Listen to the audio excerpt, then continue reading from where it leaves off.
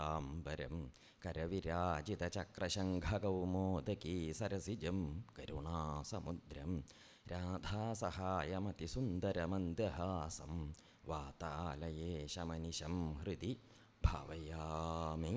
ഹരേ രാമ രാമ രാമ ഹരേ ഹരേ, ഹരേ കൃഷ്ണ കൃഷ്ണ കൃഷ്ണ ഹരേ ഹരേ, ഹരേ രാമ രാമ രാമ ഹരേ ഹരേ, ഹരേ കൃഷ്ണ കൃഷ്ണ കൃഷ്ണ ഹരേ ഹരേ, ഹരേ രാമ രാമ രാമ ഹരേ ഹരേ, ഹരേ കൃഷ്ണ കൃഷ്ണ കൃഷ്ണ ഹരേ ഹരേ.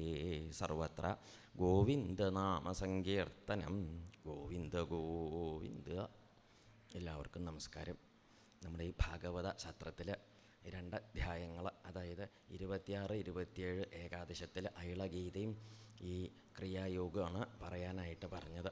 അപ്പോൾ അതിൽ മുമ്പുള്ള ഭാഗങ്ങളൊക്കെ കേട്ടു. ഉച്ചയ്ക്ക് ശേഷം കേൾക്കേണ്ട ഭാഗങ്ങളും ഇപ്പം നമ്മൾ വളരെ ഭംഗിയായിട്ട് കേട്ടു. അപ്പോൾ അതിൻ്റെ മുമ്പുള്ള ഭാഗമാണ് പറയുന്നത്. ഭഗവാൻ പരന്ധാമത്തിലേക്ക് പോകുന്നതിൻ്റെ മുൻപുള്ള ഭാഗം ഉദ്ധവർക്ക് ഉപദേശം കൊടുത്തിട്ട് ഏതാണ്ട് ഇങ്ങനെ അവസാനിപ്പിക്കണ പ്രകരണമാണ്.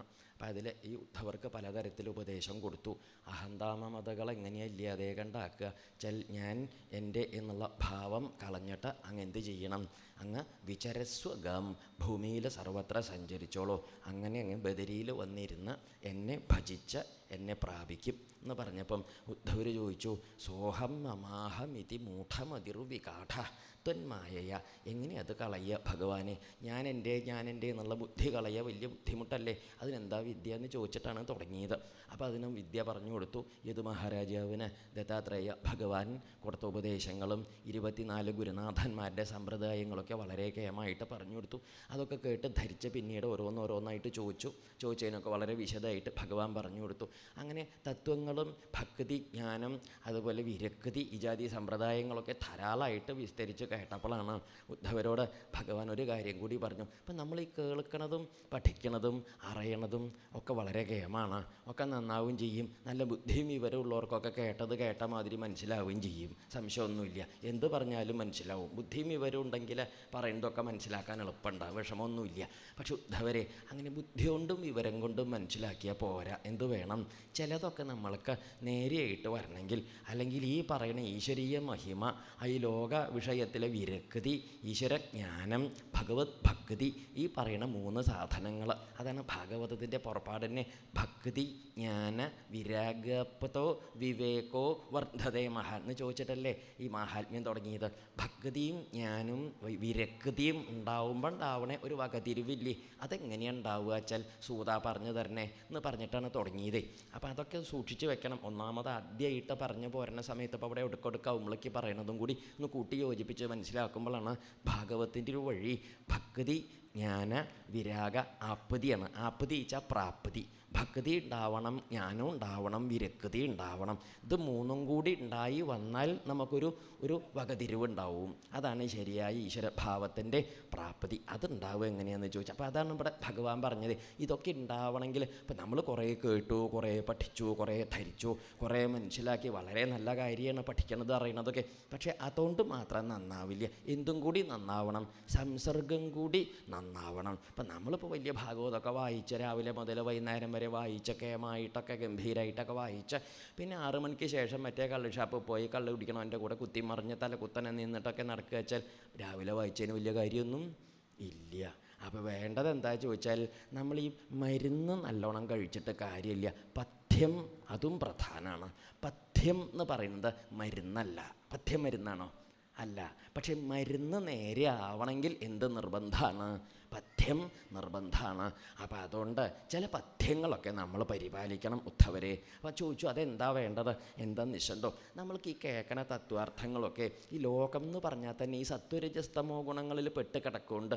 എന്താ എപ്പോഴാണ് എവിടെ ആരാ എങ്ങനെയാണെന്നൊന്നും പറയാൻ പറ്റില്ല. നമ്മൾ പറയില്ലേ ചിലപ്പോൾ അദ്ദേഹം അങ്ങനെ ചെയ്തു എന്നോ, അങ്ങനെ ചെയ്യും. ഇതാ കാരണം സത്വഗുണം പ്രവർത്തിക്കുമ്പോൾ അമ്പലത്തിൽ തൊഴുകാൻ പോകും, രജോ ഗുണം പ്രവർത്തിക്കുമ്പം അങ്ങനെ കാമനകളൊക്കെ ആയിട്ട് നടക്കും, തമോ ഗുണം പ്രവർത്തിക്കുമ്പോൾ ചുരുണ്ടുകൂടി കിടന്നുറങ്ങും. അപ്പോൾ ഓരോ ഗുണം ഗുണങ്ങൾ കൂടി വരുന്നതിനനുസരിച്ചിട്ടുള്ള വ്യത്യാസങ്ങളൊക്കെ കാണും. അപ്പം അതുകൊണ്ടാണ് ഭഗവാൻ പറഞ്ഞത് ഈ തമോ ഗുണത്തിനെയും രജോ ഗുണത്തിനെയൊക്കെ ഒന്ന് അടക്കി കുറേശ്ശെ സത്വഗുണത്തിനെ ഒന്ന് പ്രകാശിപ്പിച്ചു കൊണ്ടുവന്നു. സത്വഗുണത്തിനെ പ്രകാശിപ്പിച്ചു കൊണ്ടുവരുമ്പോൾ എന്തുണ്ടാവും? കുറേശ്ശെ ഈ സത്വം ജ്ഞാനഭാവത്തിലേക്ക് കുറേശ്ശെ നമ്മളെ തിരിക്കും. സത്വഗുണം വർദ്ധിക്കുമ്പോഴേ അറിവുണ്ടാവണം, ഭഗവാനെ ഭജിക്കണം, അങ്ങനെ നമസ്കരിക്കണം, സന്മാർഗത്തിൽ കൂടി സഞ്ചരിക്കണം, സൽക്കർമ്മങ്ങൾ ചെയ്യണം, സദ്ഭാവം നിലനിർത്തണം എന്നൊക്കെ തോന്നുക ഈ സത്വഗുണം ഉണ്ടാവുമ്പോഴേ തോന്നുള്ളൂ. ഈ രജോ ഗുണം ഉണ്ടാവുമ്പോൾ കാമനകളാണ് തോന്നും. അതും വേണം, ഇതും വേണം, മറ്റേതും വേണം, ഇങ്ങനെ ഈ കാമനകളാണ് വർദ്ധിക്കുക. തമോ ഗുണം ഉണ്ടാകുമ്പോൾ ഒന്നും വേണ്ട, പായ പോലും വേണ്ട. എന്തേ വേണ്ടു?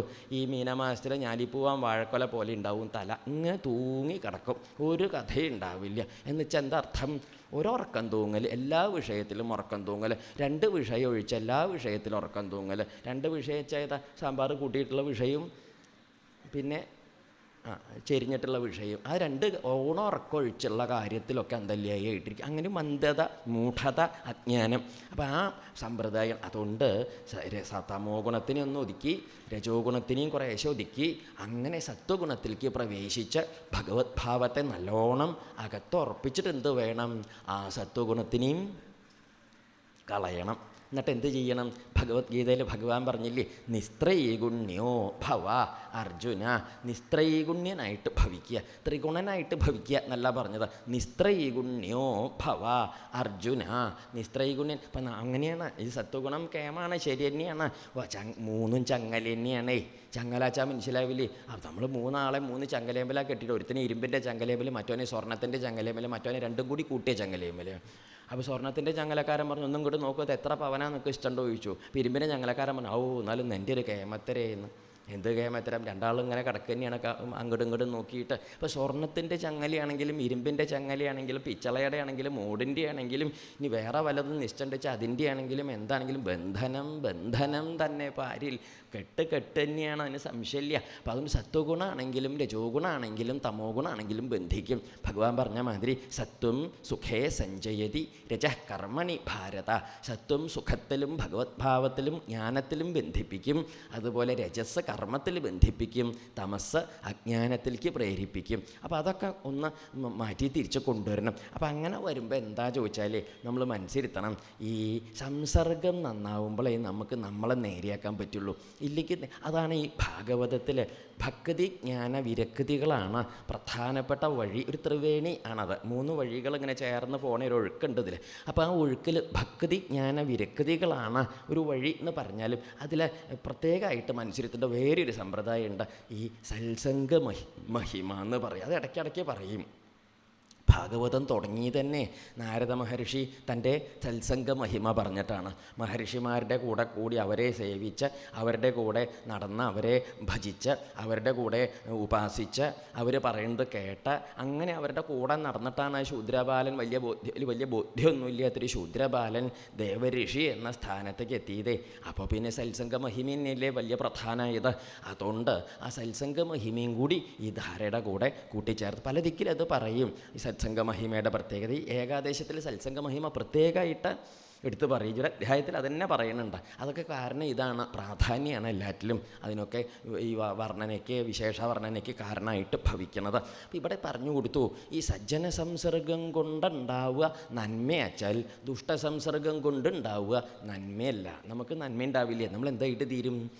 ഏതിൻ്റെ കൂടെയാണ് കൂടണമെന്ന് വെച്ചാൽ അതിനനുസരിച്ച് നമുക്ക് കീഴ്പ്പെട്ടും മുകളിലേക്കൊക്കെ ഉണ്ടാവും. അപ്പോൾ അതാ അവിടെ പറഞ്ഞത്, അങ്ങ് കേട്ടിട്ടില്ലേ പണ്ട് ആ പുരൂരവസൻ്റെ കഥ? അപ്പോൾ അദ്ദേഹം പറഞ്ഞു, കേൾക്കുമ്പോൾ അങ്ങനെ കേട്ടിട്ടുണ്ടാ, വേണ്ട മാതിരി മനുഷ്യരുത്തിയിട്ടില്ല. ആര് പറഞ്ഞു? കഥയൊക്കെ മുമ്പ് കേട്ടിട്ടുണ്ട് ഉദ്ധവരെ.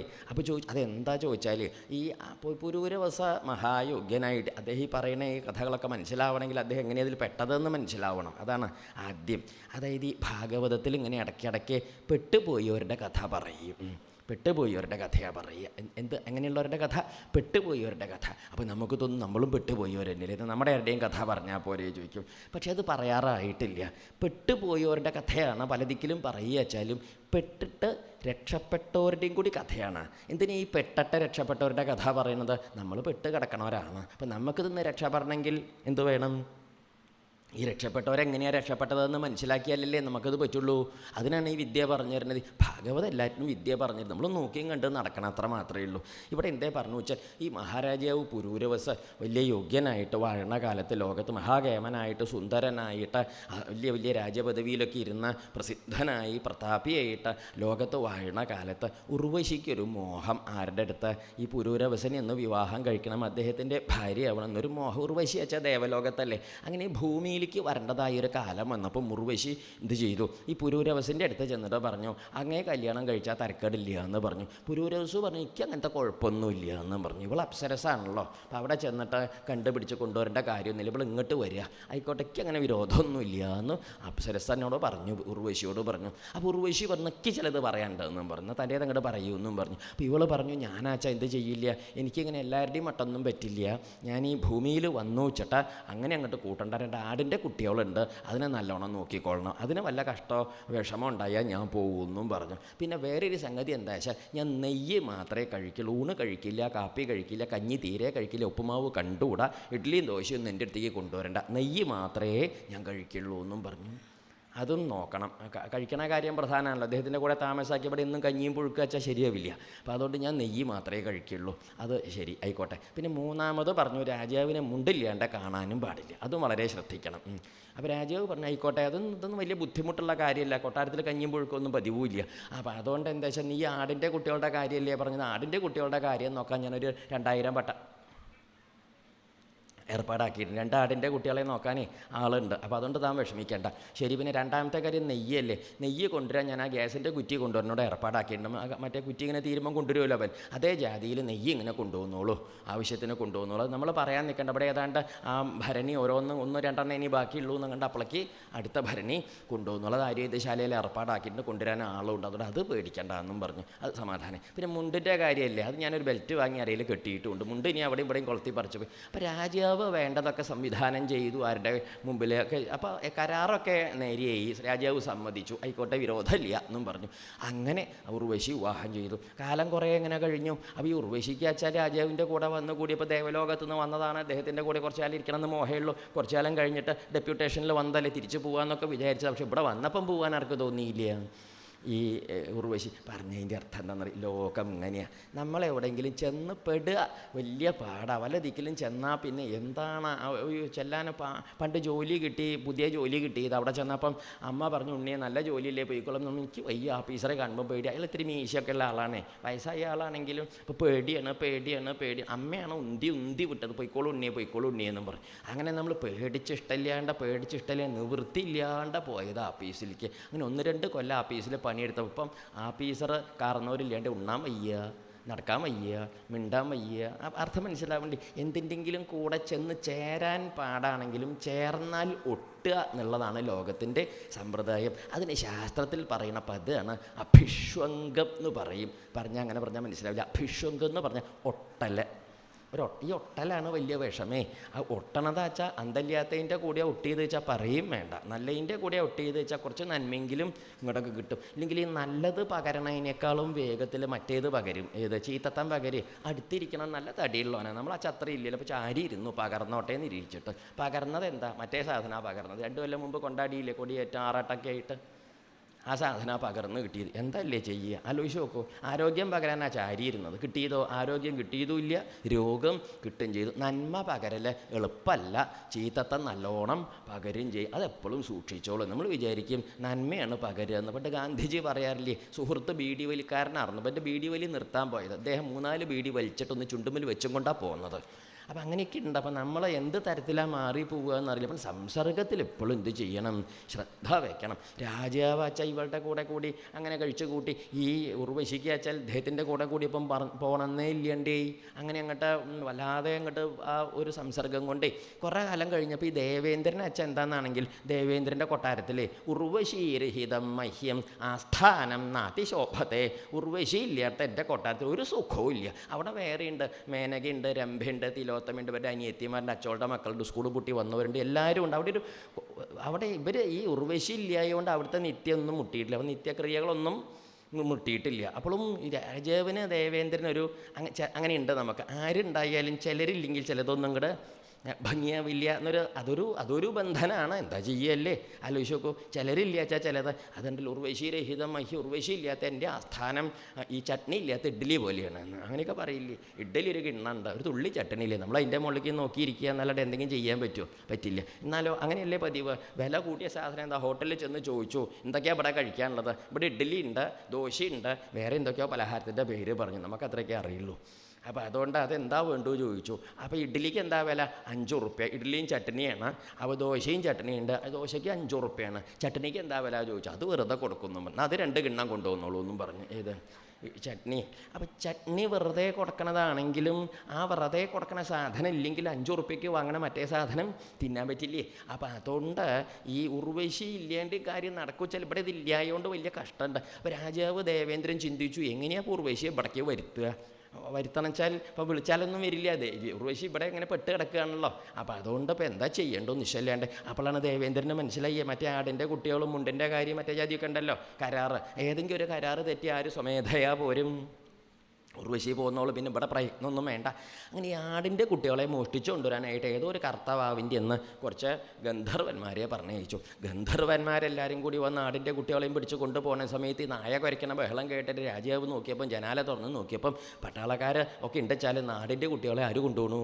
കള്ളന്മാർ കൊണ്ടുപോകണു. വലിയ കഷ്ടമല്ലേ? എങ്ങനെ കൊണ്ടുപോയി എന്ത് ചെയ്യും? ഈ ഉർവശി പോവില്ലേ? രാജാവ് രാത്രിയാണ് പാതിരിയാണെന്നും നോക്കിയില്ലേ, ഇറങ്ങി ഓടിച്ചെന്നോ. ഇത് ഓർക്കപ്രാന്തിലാണ്. 12:15 സമയത്തൊക്കെ വല്ല കഥയുണ്ടാവും. നല്ല നട്ടുച്ചയ്ക്ക് കഥയില്ലാത്ത സമയത്ത്. അപ്പോൾ ഈ 12:15 രാത്രി അപ്പോഴാണ് ഒരു കഥയില്ലാണ്ട് രാജാവ് ഓർക്കപ്രാന്തിൽ ഉറപ്പിച്ചുമ്പോഴേയും പറഞ്ഞ് ഓടിച്ചെന്നു. അപ്പോഴേക്ക് കള്ളന്മാർ കൊണ്ടുപോകണേ. പിന്നാക്കോടി ഓടി ഓടി ഓടി ഓടി രാജാവ് നല്ലവണ്ണം ഓടിയ രാജാവ് ഈ ഓർക്കപ്രാന്തിൽ ഓടുമ്പോൾ മുണ്ടിൻ്റെ വക്ക് വേലിയുമ്പിൽ കൊളുത്തിയതൊന്നും രാജാവ് ചിന്തിച്ചില്ല.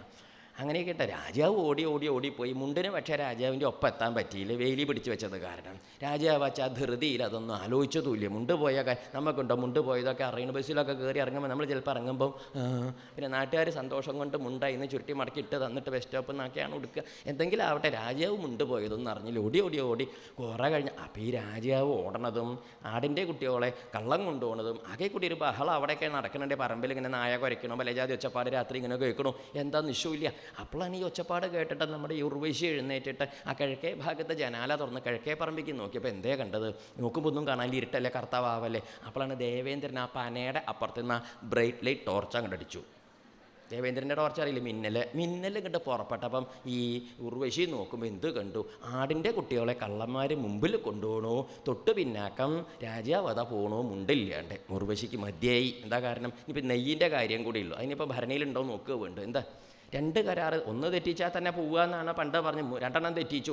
അപ്പോഴേക്ക് ഉർവശിക്ക് മനസ്സിലായി ശരിയാവില്ല. ഉർവശി വേഗം കാലും മുഖമൊക്കെ കഴിയുക, പച്ചസാരി, പച്ച ബ്ലൗസ്, പച്ചവള, പച്ചമാല, പച്ച ചെരുപ്പ്, പച്ച ബാഗ് ഒക്കെ പച്ചയായിട്ട് പുറപ്പെടുക. നമ്മൾ യാത്ര പോകുമ്പോഴാണല്ലോ. അങ്ങനെയൊക്കെ ഒരുങ്ങി 30 ഉറുപ്പ്യ കയ്യിലും പിടിച്ച് ഇടത്തെ കയ്യിലും പിടിച്ച് നേരെ ഓട്ടോറിക്ഷയ്ക്ക് അങ്ങോട്ട് കയറി പോകുക രാജാവ്. അപ്പോഴല്ലേ രാജാവ് ഓടിപ്പാഞ്ഞു വന്ന് ചോദിച്ചു, ഉർവശിയെ എവിടേക്കേ ധൃതിയിൽ രാത്രി പോണത്? രാജാവേ ഞാൻ പോകുക എന്നും പറഞ്ഞു. എന്താ കുട്ടിയെ കാര്യം ചോദിച്ചു. എവിടെ രാജാവേ മുണ്ട ചോദിച്ചു. അപ്പോഴാണ് രാജാവ് ആ സാധനം ഇല്ലാത്തത് അറിയണത്. പറമ്പിലെവിടെയോ ഉണ്ട്.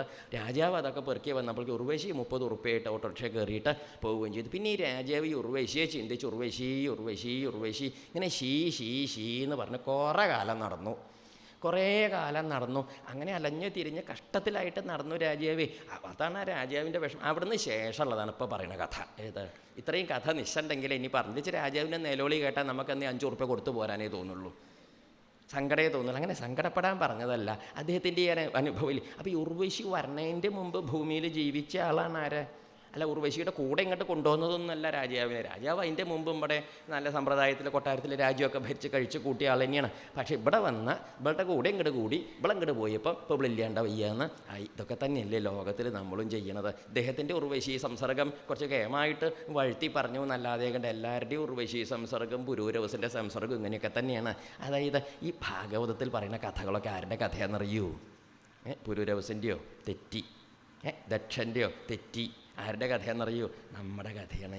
ഈ നമ്മുടെ കഥ നമ്മുടെ മുഖത്ത് നോക്കി പറഞ്ഞാൽ നമ്മുടെ മുഖത്ത് നോക്കിയിട്ട് നമ്മുടെ കഥ പറഞ്ഞാൽ നമുക്ക് ഇഷ്ടാവുമോ? നമ്മൾ എണീറ്റ് പോവില്ലേ? നമുക്കിഷ്ടാവില്ല. അപ്പം നമ്മുടെ കഥ വല്ലവരുടെയും കഥയായിട്ട് നമ്മുടെ മുമ്പിൽ പറയുമ്പം നമുക്ക് വലിയ പരിക്കുമില്ല, നമുക്കത് വലിയൊരു അലോഹ്യമില്ല, ഇനിയും കേട്ടിരിക്കാൻ വിഷമമില്ല. ബുദ്ധിയും വിവരം ഉള്ളവനെ കാര്യം മനസ്സിലാവുകയും ചെയ്യും. അല്ലാത്തവനെ പിന്നെ എന്ത് കഥ? ഒരു കഥയില്ലാണ്ട് നടക്കണമെന്ന് എന്ത് കഥയാണ്? അപ്പോൾ ശേഷം കഥയുള്ളവർക്ക് ഇതൊക്കെ വേണ്ടോ? പണ്ടൊക്കെ ഈ നമ്മൾ കുട്ടിക്കാലത്തൊക്കെ എന്തെങ്കിലുമൊക്കെ വികൃതി കാണിക്കുമ്പോൾ അമ്മയുടെ കയ്യിൽ നിന്ന് അടിയൊക്കെ കിട്ടും. അടി കിട്ടിയാൽ നമ്മൾ നീട്ടി വിസ്തരിച്ച് ആനന്ദ ഭൈരവി, നാട്ടായി, യദുകുല കാമ്പോജിയിലൊക്കെ എന്ത് ചെയ്യും? വിസ്തരിച്ച് രാഗവിസ്താരമുണ്ട്. അങ്ങനെ രാഗവിസ്താരമൊക്കെ കഴിഞ്ഞ് ഏതാണ്ടൊരു പാകം എന്ന അമ്മ പിടിച്ചുകൊണ്ടുവന്ന് അടുക്കളയിൽ തിണ്ണേമ്പിൽ അവിടെ ഇരുത്തും. തിണ്ണേമ്പിൽ ഇരുത്തിയിട്ട് ഒരു കഥയും കണ്ട് പറയും. കഥ പിന്നെ നമുക്ക് ഏതടി കിട്ടിയാലും കഥ ഇഷ്ടമാണ്. കഥ കേട്ടിരിക്കുക. അമ്മ കുറുക്കൻ്റെ കഥയാണ് പറഞ്ഞു തുടങ്ങിയത്. 2 വരി പറഞ്ഞപ്പോൾ നമുക്ക് മനസ്സിലായി ആ കുറുക്കൻ ആരാണ്. അമ്മ രണ്ട് വരിയേ പറഞ്ഞുള്ളൂ. അപ്പോഴേക്ക് കാര്യം നമുക്ക് മനസ്സിലായി, ആ കുറുക്കൻ നമ്മൾ തന്നെയാണ്. പക്ഷേ നമ്മൾ മുഴുവനും കഥ അവിടെ ഇരുന്ന് അടി തന്ന അമ്മയാണെന്ന് പോലും മറന്നിരുന്ന് രസിച്ച് കേട്ടു. ശരിയോ തെറ്റോ? ശരിയല്ലേ? ഇത് കഥ കേട്ട് സന്തോഷമായിട്ട് എണീട്ട് പോരുമ്പം നമുക്ക് അമ്മോട് അലോഹ്യം തോന്നിയില്ല. അമ്മ എന്നെ കുറുക്കനെ പോലെയാക്കി, കുറുക്കനോട് ഉപമിച്ചു, കുറുക്കൻ്റെ മാതിരിയാക്കി, കുറുക്കൻ്റെ കഥ കൊണ്ട് എന്നെ അപമാനിച്ചു എന്നൊന്നും തോന്നിയതും ഇല്ല, പറഞ്ഞതും ഇല്ല, ഒന്നുമില്ല. പക്ഷെ ആ കഥയെന്ന് നമ്മൾ എന്ത് മനസ്സിലാക്കി? ഈ ജാതി കുറുക്കൻ്റെ പണി ചെയ്താൽ ആ കുറുക്കനുണ്ടായ ദുരിതം ഉണ്ണിക്കുണ്ടാവും. ഉണ്ണിയെന്നാണ് അമ്മ പറഞ്ഞത്. നമ്മ പറയാണ്ടേ നമ്മൾ ധരിച്ചു. ഈ അമ്മയുടെ സ്വഭാവമാണ് ഈ ഋഷീശ്വരന്മാരുടെ മഹാമാതൃത്വം. അമ്മമാർക്ക് എപ്പോഴും ഉണ്ണിയോൾ നന്നാവണം എന്നാണല്ലോ. ഋഷിമാർക്ക് എപ്പോഴും എന്താ വെച്ചിട്ടുണ്ടോ, ലോകർ നന്നാവണം, ആരും കഷ്ടത്തിലാവരുത്, അല്ലെങ്കിൽ ലോകത്തിലൊരാപത്തുണ്ടാവരുത്. അതുകൊണ്ടാണ് ഈ മഹർഷിമാർ അവർക്കുണ്ടാവുന്ന നന്മകളൊക്കെ നമുക്ക് പറഞ്ഞു തരും. ഇങ്ങനെ ചെയ്തോളൂ നന്നാവൂ. ചില വിഡ്ഢിത്തരങ്ങളും പറഞ്ഞു തരും. എന്താ കാരണം? ഇങ്ങനെ ചെയ്യേണ്ടട്ടോ അപകടവും. ആ വിശ്വാമിത്ര മഹർഷിയൊക്കെ രാമായണത്തിലൊക്കെ വിശ്വാമിത്ര മഹർഷി മുമ്പിലിരുത്തിയിട്ട് ആ ശതാനന്ദം പറഞ്ഞു, ഇദ്ദേഹത്തിന് അറിയോ ഉണ്ണിയോളെ എന്ന് രാമനോട് ചോദിച്ചതാ. രാമൻ പറഞ്ഞ അറിയായേ ഒന്നുമില്ല. എന്നാൽ നിങ്ങൾ നല്ലോണം അറിഞ്ഞിട്ടില്ല, ഞാൻ പറയാമെന്ന് പറഞ്ഞു. വിശ്വാമിത്രൻ്റെ മഹിമയും കൊണ്ട് പറയാൻ തുടങ്ങി. വിശ്വാമിത്രനാണെങ്കിൽ ആ കറുത്ത കണ്ണടയൊക്കെ വെച്ച് ആ സ്റ്റൂളിൻ്റെ മുകളിൽ ഇങ്ങനെ ഇരിക്കുക, കാലുമ്പോൾ കാലൊക്കെ കയറ്റി മിണ്ടുന്നില്ല. അദ്ദേഹം മഹാകേവനാണ്, സാധാരണക്കാരൻ. വിശ്വാമിത്രർ പറഞ്ഞ വലിയ കേമനാണ് അദ്ദേഹം. സാധാരണ മഹർഷിയൊന്നുമല്ല, പണിയെടുത്ത് അധ്വാനിച്ചിട്ട് ആ നിലയിലെത്തിയതാ. അല്ലാതെ എന്തല്ല അച്ഛനും അമ്മയും ആനപ്പുറത്ത് കയറിയതിൻ്റെ തഴമ്പൊന്നുമല്ല ആർക്ക്. വിശ്വാമിത്രർ നല്ലോണം കഷ്ടപ്പെട്ട് പണിയെടുത്തിട്ടുണ്ട്. അദ്ദേഹത്തിൻ്റെ കഥകൾ ഓരോന്ന് നല്ല കഥകളും പറഞ്ഞ കൂട്ടത്തിൽ ഈ മേനകയായിട്ടുണ്ടായ സംസർഗ കഥയൊക്കെ അദ്ദേഹത്തിൻ്റെ മുമ്പിൽ നമ്മളൊക്കെ മറവെന്നല്ലേ പറയുക. ഉർവശി ഇപ്പോൾ ഉർവശിയുടെ കാര്യം പറഞ്ഞ് മേനക സംസർഗം കൊണ്ട് അങ്ങനെയൊക്കെ ഉണ്ടായി. അദ്ദേഹത്തിൻ്റെ തപസ്സിന് ഭംഗം ഉണ്ടായി. രംഭ വന്നപ്പോൾ ക്രോധം ഉണ്ടായി. മേനക വന്നപ്പോൾ കാമം കൊണ്ട് വിഷമിച്ചു എന്നൊക്കെ പറയില്ലേ, അതൊക്കെ പറഞ്ഞു കൊടുക്കും. ഒട്ടും നാണം തോന്നുന്നില്ല, ഒന്നൊരു വിഷമവും തോന്നാണ്ടേ പറയുന്നത്. കാരണം എന്താണെന്നറിയൂ, മഹർഷിമാർക്ക് മറയ്ക്കാനും ഒളിക്കാനും ഒന്നുമില്ല. എന്താ കാരണം? അവരൊരു തുറന്ന പുസ്തകമാണ്. സജ്ജനങ്ങളെ, നല്ല വഴിക്കാൻ നടന്നോളൂ, നന്നാവും. ഞങ്ങൾ പണ്ട് ആ കുഴിയിൽ വീണത് അറിഞ്ഞില്ലേ? ആ ജാതി കുഴിയിൽ വീഴാൻ പോകണ്ട, ഞാൻ പണ്ട് വീണതാ. നമ്മളച്ഛ എന്താ ചെയ്യുക? നമ്മൾ വീണ കുഴിയിൽ വീണതിൻ്റെ ശേഷം കര കയറിയിട്ട് ആ മരത്തിൻ്റെ മറവിൽ നിന്ന് 3-4 ആൾ വരുന്നുണ്ട്. അവരെല്ലാവരും കുഴിയിൽ വീണപ്പോൾ നമ്മൾ ഓടി ചെന്നിട്ട് എന്ത് ചെയ്തു? എല്ലാവരും വീണൂല്ലേ, ഞാനും വീണ കുഴിയാണ്, പേടിക്കണ്ട.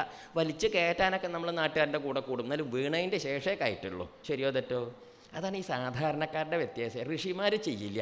മഹർഷിമാരുടെ ബുദ്ധി വെച്ചാൽ ആ കുഴിയിലേക്ക് അവർ വീണതിൻ്റെ മുമ്പ് അരുത് ഒരു ശീമക്കൊന്നയുടെ വടി അവിടെ കുത്തി വയ്ക്കും, വല്ലവരും വീഴണ്ടെന്നിരിക്കുക. ആ ശീമക്കൊന്നയുടെ വടി കുത്തുന്നവരൊക്കെ മഹർഷിമാരാണ്.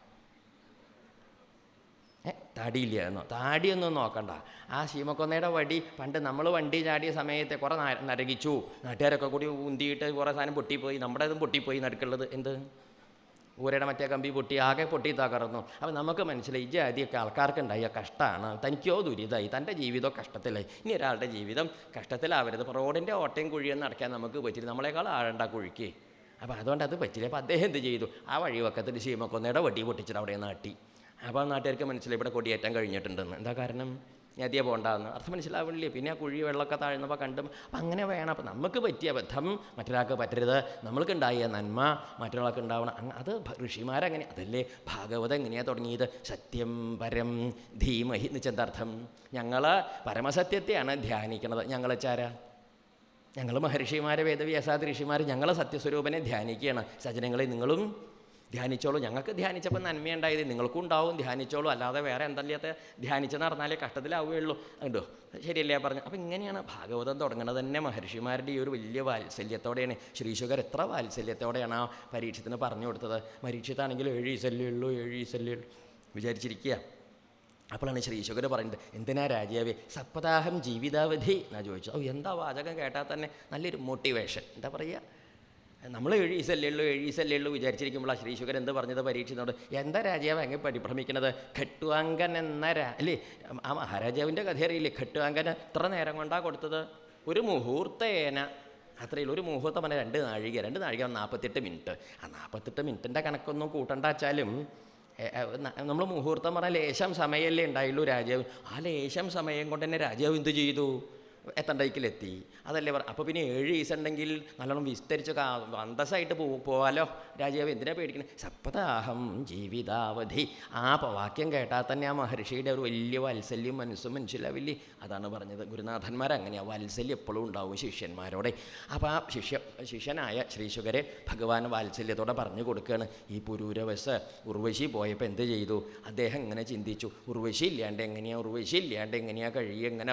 അഹോമേ മോഹവിസ്താര കാമകശ്മല ചേതസ.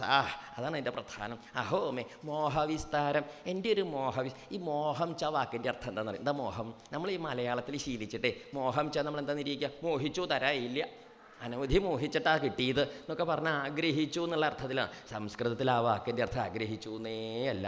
ഈ മോഹിക്കുക പറഞ്ഞ അർത്ഥം എന്നറിയോ? തെറ്റിദ്ധരിക്കുക എന്നാണ്. ഈ രജ്ജു സർപ്പഭീതി എന്ന് കണ്ടിട്ടുണ്ടോ? ആ കേട്ടാൽ പേടിയാവും. അങ്ങനെയൊക്കെ കേട്ടാൽ കാര്യം പറയുക നല്ലത്. ചില ശാസ്ത്രവാക്യങ്ങൾ പറഞ്ഞാൽ പേടിയാവുകയെ. അപ്പോൾ രജ്ജു സർപ്പഭീതി. നമ്മൾ ഈ സന്ധ്യാസമയത്ത് ഇടവഴി കൂടി പോകുമ്പോൾ ആ ഇടവഴിയിൽ കിടക്കുന്ന കയറ് കണ്ടപ്പോൾ എന്താ തോന്നിയത്?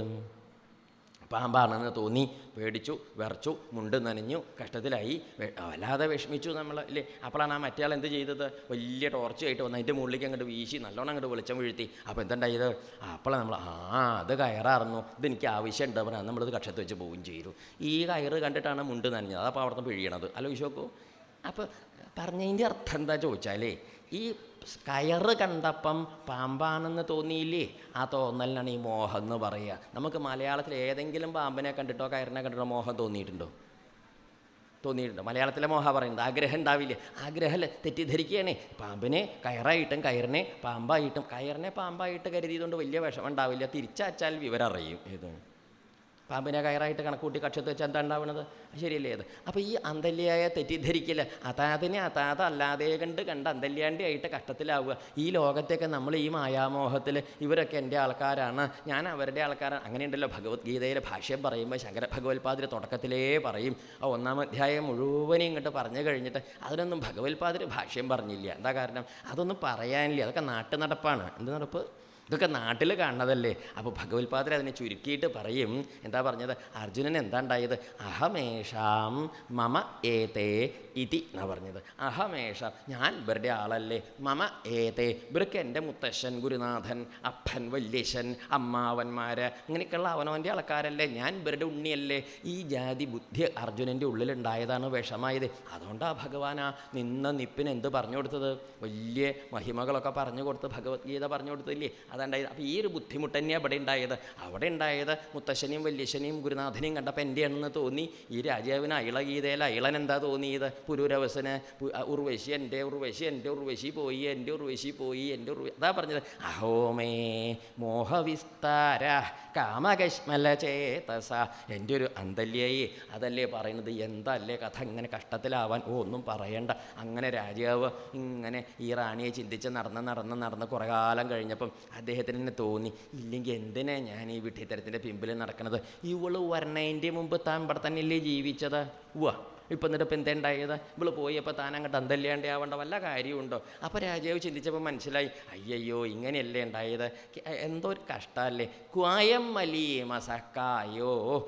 എന്തിപ്പോൾ ഈ ശരീരത്തിനോട് നമ്മൾക്ക് ഇങ്ങനെ ആർത്തി തോന്നാൻ? ദൗർഗന്ധ്യ. അത് അയ്യോ അതൊന്ന് അർത്ഥം പറഞ്ഞാൽ ചോറുണ്ണ നേരമായി, മിണ്ടാണ്ടിരിക്കുക നല്ലത്. എന്താ കാരണം? വല്ലാത്ത വിഷമാണ്. പിന്നെ അർത്ഥം പറഞ്ഞാൽ ഈ ശരീരം എന്ന് പറഞ്ഞാൽ എഴുത്തച്ഛൻ്റെ ഭാഷയാണ് നല്ലത്. തൊങ്മാംസ രക്താസ്ഥി വിൺമൂത്രരേതസാം സമ്മേളനം പഞ്ചഭൂതക നിർമ്മിതം. മായാമയമായി പരിണാമിയായൊരു കായം വികാരിയായുള്ളൊന്നിത്. സംശയമില്ല, അങ്ങനെയാണ് ഈ ശരീരം എന്ന് പറഞ്ഞാൽ ത്വക്ക് മാംസം അസ്ഥി വിട്ട് മൂത്രം രേതസ്. ഇതിൻ്റെ ഒന്നും അർത്ഥം പറയില്ല കേട്ടോ. പറഞ്ഞാൽ പിന്നെ കണ്ടാൽ മിണ്ടില്ല. അത്രയ്ക്ക് അപകടമാണ്. ഓരോന്ന് തൊട്ടാൽ പുണ്യാഹം വേണം ശുദ്ധാവണമെങ്കിൽ. ഇതിൽ ഓരോന്ന് തൊട്ടാൽ അത്രയ്ക്ക് അശുദ്ധായ വസ്തുവാണ്. ത്വക്ക്, തൊലി, രക്തം, മൂത്രം വിട്ടേച്ചാൽ മലം, മൂത്രം, രേതസ്. ഈ ജാതിയൊക്കെ കൂടി കൂട്ടിക്കുഴച്ചുരുട്ടി വെച്ചതിൻ്റെ പേരാണ് സുന്ദരൻ, സുന്ദരി എന്നൊക്കെ പറയില്ലേ. ഇതാണ് സാധനം.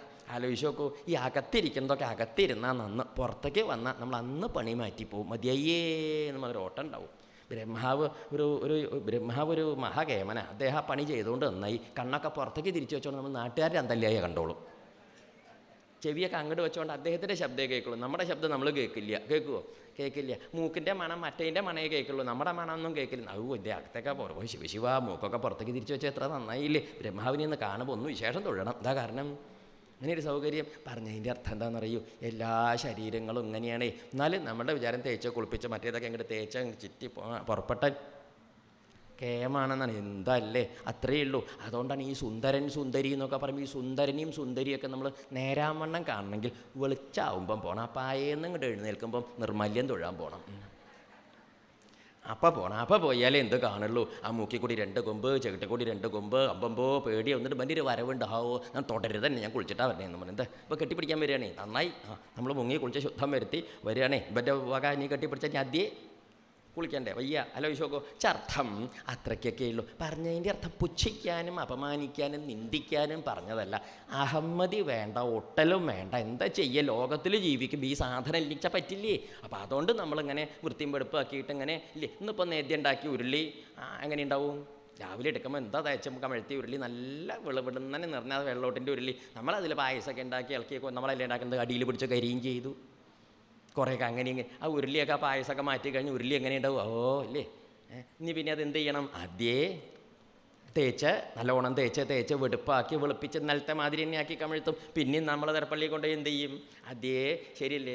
ഇതുപോലെ തന്നെയാണ് മനുഷ്യ ശരീരം. കുറേ കഴിയുമ്പോൾ ഇങ്ങനെയൊക്കെ വീണ്ടും നമ്മൾ തേച്ച് വെടുപ്പാക്കി ശുദ്ധം വരുത്തിയെടുക്കും. പിന്നെയും എന്താപ്പോൾ ഈ കൊണ്ട് നടക്കട്ടെ? ഈ ശരീരം, നമ്മുടെ ഈ ജീവൻ ഇതിലിരിക്കുന്നിടത്തോളം കാലം ഈ ശരീരത്തെ ശുദ്ധമാക്കി നന്നാക്കി കൊണ്ട് നടക്കുന്നേ പറ്റുള്ളൂ. അപ്പം അതുകൊണ്ട് ശരീരം മോശമാണെന്നല്ല പറഞ്ഞത്. ഇതൊക്കെയാണ് സാധനം. ഒരു വകതിരിവുണ്ടാവേണ്ടത് നന്ന് ഒട്ടണ്ടാന്ന്. എന്താ പറഞ്ഞാൽ? ഒട്ടണ്ടല്ലേ, അത് ഇല്ലാണ്ട പറ്റില്ലേ? അത് ആവശ്യമാണ്. പക്ഷെ അതിൻ്റെ മുകളിൽ അങ്ങോട്ട് ഒട്ടിപ്പിടിക്കേണ്ട. അതല്ലേ പറഞ്ഞത്? ഇത്രയ്ക്ക് തന്നെയേ ഉള്ളൂ. അതിന് വേണ്ടത് എന്താ ചോദിച്ചാൽ അത് ഇവിടെ പറയും. തൊങ്മാംസ രുധിരസ്നായു. ഇനി അതൊന്നും പറയാനില്ല, എൻ്റെ മലയാളം നമ്മൾ പറഞ്ഞില്ലേ. തൊക്ക് മാംസ ഇതൊക്കെ ഈ കൂട്ടി വെച്ചിട്ട് അതുകൊണ്ട് എന്ത് വേണ്ട, അതിലൊന്നും ഒട്ടൽ വേണ്ട. ഇപ്പം രാജാവ് ഇങ്ങനെ ചിന്തിച്ചു. ഒരു രാജാവ് പറയുകയാണേ, അയ്യോ എന്തല്ലേ താൻ ഈ സ്ത്രീ വിഷയത്തിലൊക്കെ ചെന്ന്. ഇവിടെ സ്ത്രീ വിഷയം എന്നാ പറയുക. സ്ത്രീ വിഷയം പറഞ്ഞ് ഏത് വിഷയമായാലും പെടും. സ്ത്രീ വിഷയത്തിനൊരു പ്രത്യേകത കൂടും, അത്രയേ ഉള്ളൂ. അതൊരു ലേശം കൂടി വരും. സ്ത്രീ പുരുഷ വിഷയങ്ങളൊക്കെ ആകുമ്പോൾ അങ്ങനെയല്ലേ വരിക, അത്രയില്ല. അല്ലാതെ അത് മാത്രമെന്നല്ല പറഞ്ഞു, ഏതിനോട് ഒട്ടിയാലും ഒട്ടൽ കഷ്ടമേ ഉണ്ടാക്കുള്ളൂ. അതുകൊണ്ടാണ് അത് പറഞ്ഞു. സംഘോ സംസൃ അല്ലെ, സംഘം ഉണ്ടായ ഒട്ടലുണ്ടായ നമുക്കത് ജന്മം ഉണ്ടായി, പിന്നെയും ജന്മം ഉണ്ടായി, അന്തല്യായി ആയിട്ട് അങ്ങനെ പോകും. അതുകൊണ്ട് രാജാവ് ഈ ജാതി അന്തല്യായിക്ക് എങ്ങനെ ചിന്തിച്ച് ഏവം പ്രഗായന് രാജാവ് പറഞ്ഞ വർത്തമാനമാണ്. എന്താ ഇപ്പം ഈ ശരീരത്തിൽ ഇപ്പം ഇങ്ങനെയൊക്കെ ഉള്ളതിനെ ഞാൻ ഒട്ടിപ്പിടിച്ചെന്ന് അറിഞ്ഞില്ലേ? ഇല്ലെങ്കിലും ഇങ്ങനെയുള്ളതിൻ്റെ കൂടെ കൂടിയാൽ നമ്മൾ ഇങ്ങനെയാണ് ഒട്ടിപ്പോവും. അതുകൊണ്ട് ലോകരെ എന്ത് ചെയ്യരുത്? മഹാരാജാവിന് വിവരം വന്നു. ഈ വിവരം വന്നപ്പോൾ അദ്ദേഹം ഈ വന്ന വിവരം ലോകർക്ക് പറഞ്ഞു കൊടുക്കുകയാണെങ്കിൽ നമ്മളച്ഛൻ മിണ്ടാണ്ടിരിക്കും. ഞാൻ എല്ലാവരും വിഴട്ടെ. അല്ലേ, അദ്ദേഹം ഒരു വിദ്വാനായതുകൊണ്ട് ആ മഹാരാജാവ് എന്ത് ചെയ്തു? അദ്ദേഹം ഏവം പ്രഗായന് നൃപദേവദേവ സ ഉർവശീ ലോകമഥോ വിഹായ. മതിയാക്കി, ഒക്കെ മതിയാക്കി എന്നിട്ടോ. ആത്മാനമാത്മന്യവഗമ്യമാം വൈ ഉപാരമൽ ജ്ഞാനവിധൂതമോഹ. ആ വെളിച്ചം കണ്ട് പ്രകാശിച്ചു. അതോടെ എന്ത് പോയി? വെളിച്ചം വന്നാൽ എന്ത് പോവും? ഇരുട്ട് പോകുമല്ലോ. അപ്പോൾ ആ ജ്ഞാനത്തിൻ്റെ ആ ഒട്ടലിൻ്റെ ഇരുട്ടങ്ങോട്ട് പോയി. രാജാവ് പറഞ്ഞ വർത്തമാനം എന്താണെന്ന് ശ്രദ്ധിച്ച് കേൾക്കണേ. അതാ പറഞ്ഞത്, അത് ശ്രദ്ധിക്കൂ. തത്തോ ദുസ്സംഗമുത്സൃജ്യ സൽസോ സജ്ജേത ബുദ്ധിമാൻ. ആ പ്രയോഗം ഒന്ന് ശ്രദ്ധിക്കണേ. ആര്? ആ തത്തോ, അത് കാരണം എന്ത് വേണ്ടു? ദുസ്സംഗം ഉത്സൃജ്യ, ദുഷ്ടസംസർഗത്തെ കളഞ്ഞിട്ട് സൽസു സജ്ജേത, സജ്ജനങ്ങളുടെ കൂടെ കൂടിക്കോളൂ. ഇന്ന് എന്തുണ്ടാവും? അതുണ്ടാവുന്നത് സൽസു സജ്ജേത ബുദ്ധിമാൻ. ആരാണ് വേണ്ടത്? എന്താ പറഞ്ഞ കൊടുക്കാം? ആരുടെ കാര്യമാണ് പറഞ്ഞത്? ബുദ്ധിമാൻ, ബുദ്ധിയുള്ളവൻ. നമ്മൾ നാട്ടിൽ ബുദ്ധിയുണ്ട് എന്ന് നമ്മൾ നടക്കണ ഒരു ഇഷ്യുണ്ട്. ഈ സാധനം ഉണ്ടോ എന്ന് ചോദിച്ചാൽ ഇല്ലേ. ഭാഗവതം തുടങ്ങുമ്പോഴേ ആ 1-ാമത്തെ അധ്യായത്തിൽ ചില വർത്തമാനം ഉണ്ടായി. ഈ ശൗനക മഹർഷി സൂതനോട് ചോദിച്ചു. എന്താ പറഞ്ഞത്? ഭൂരീണി ഭൂരി കർമാണി ശ്രോതവ്യാനി വിഭാഗശ. അല്ലേ, എത്രയാ കേൾക്കാനും പറയാനുള്ളത്. അതിനൊന്നുള്ള കഥയില്ല. എന്താ കാരണം? ആയുസ്സുല്യ പ്രായേണ അല്പായുഷസഭ്യ കലാവസ്മിൻ യുഗേ ജനാഹ. കലികാലം വന്നപ്പോഴേക്ക് ആയുസ്സും കഷ്ടിയാണേ. എന്നാലോ ആയുസ് കഷ്ടിയാണെങ്കിലും ബുദ്ധി ധാരാളം ഉണ്ടെങ്കിൽ നല്ലോണം പഠിക്കാനൊക്കെ പറ്റി. ഇതാച്ചാലോ അതും ഇല്ല, എന്തും ഇല്ല, ബുദ്ധിയും കഷ്ടിയാണ്.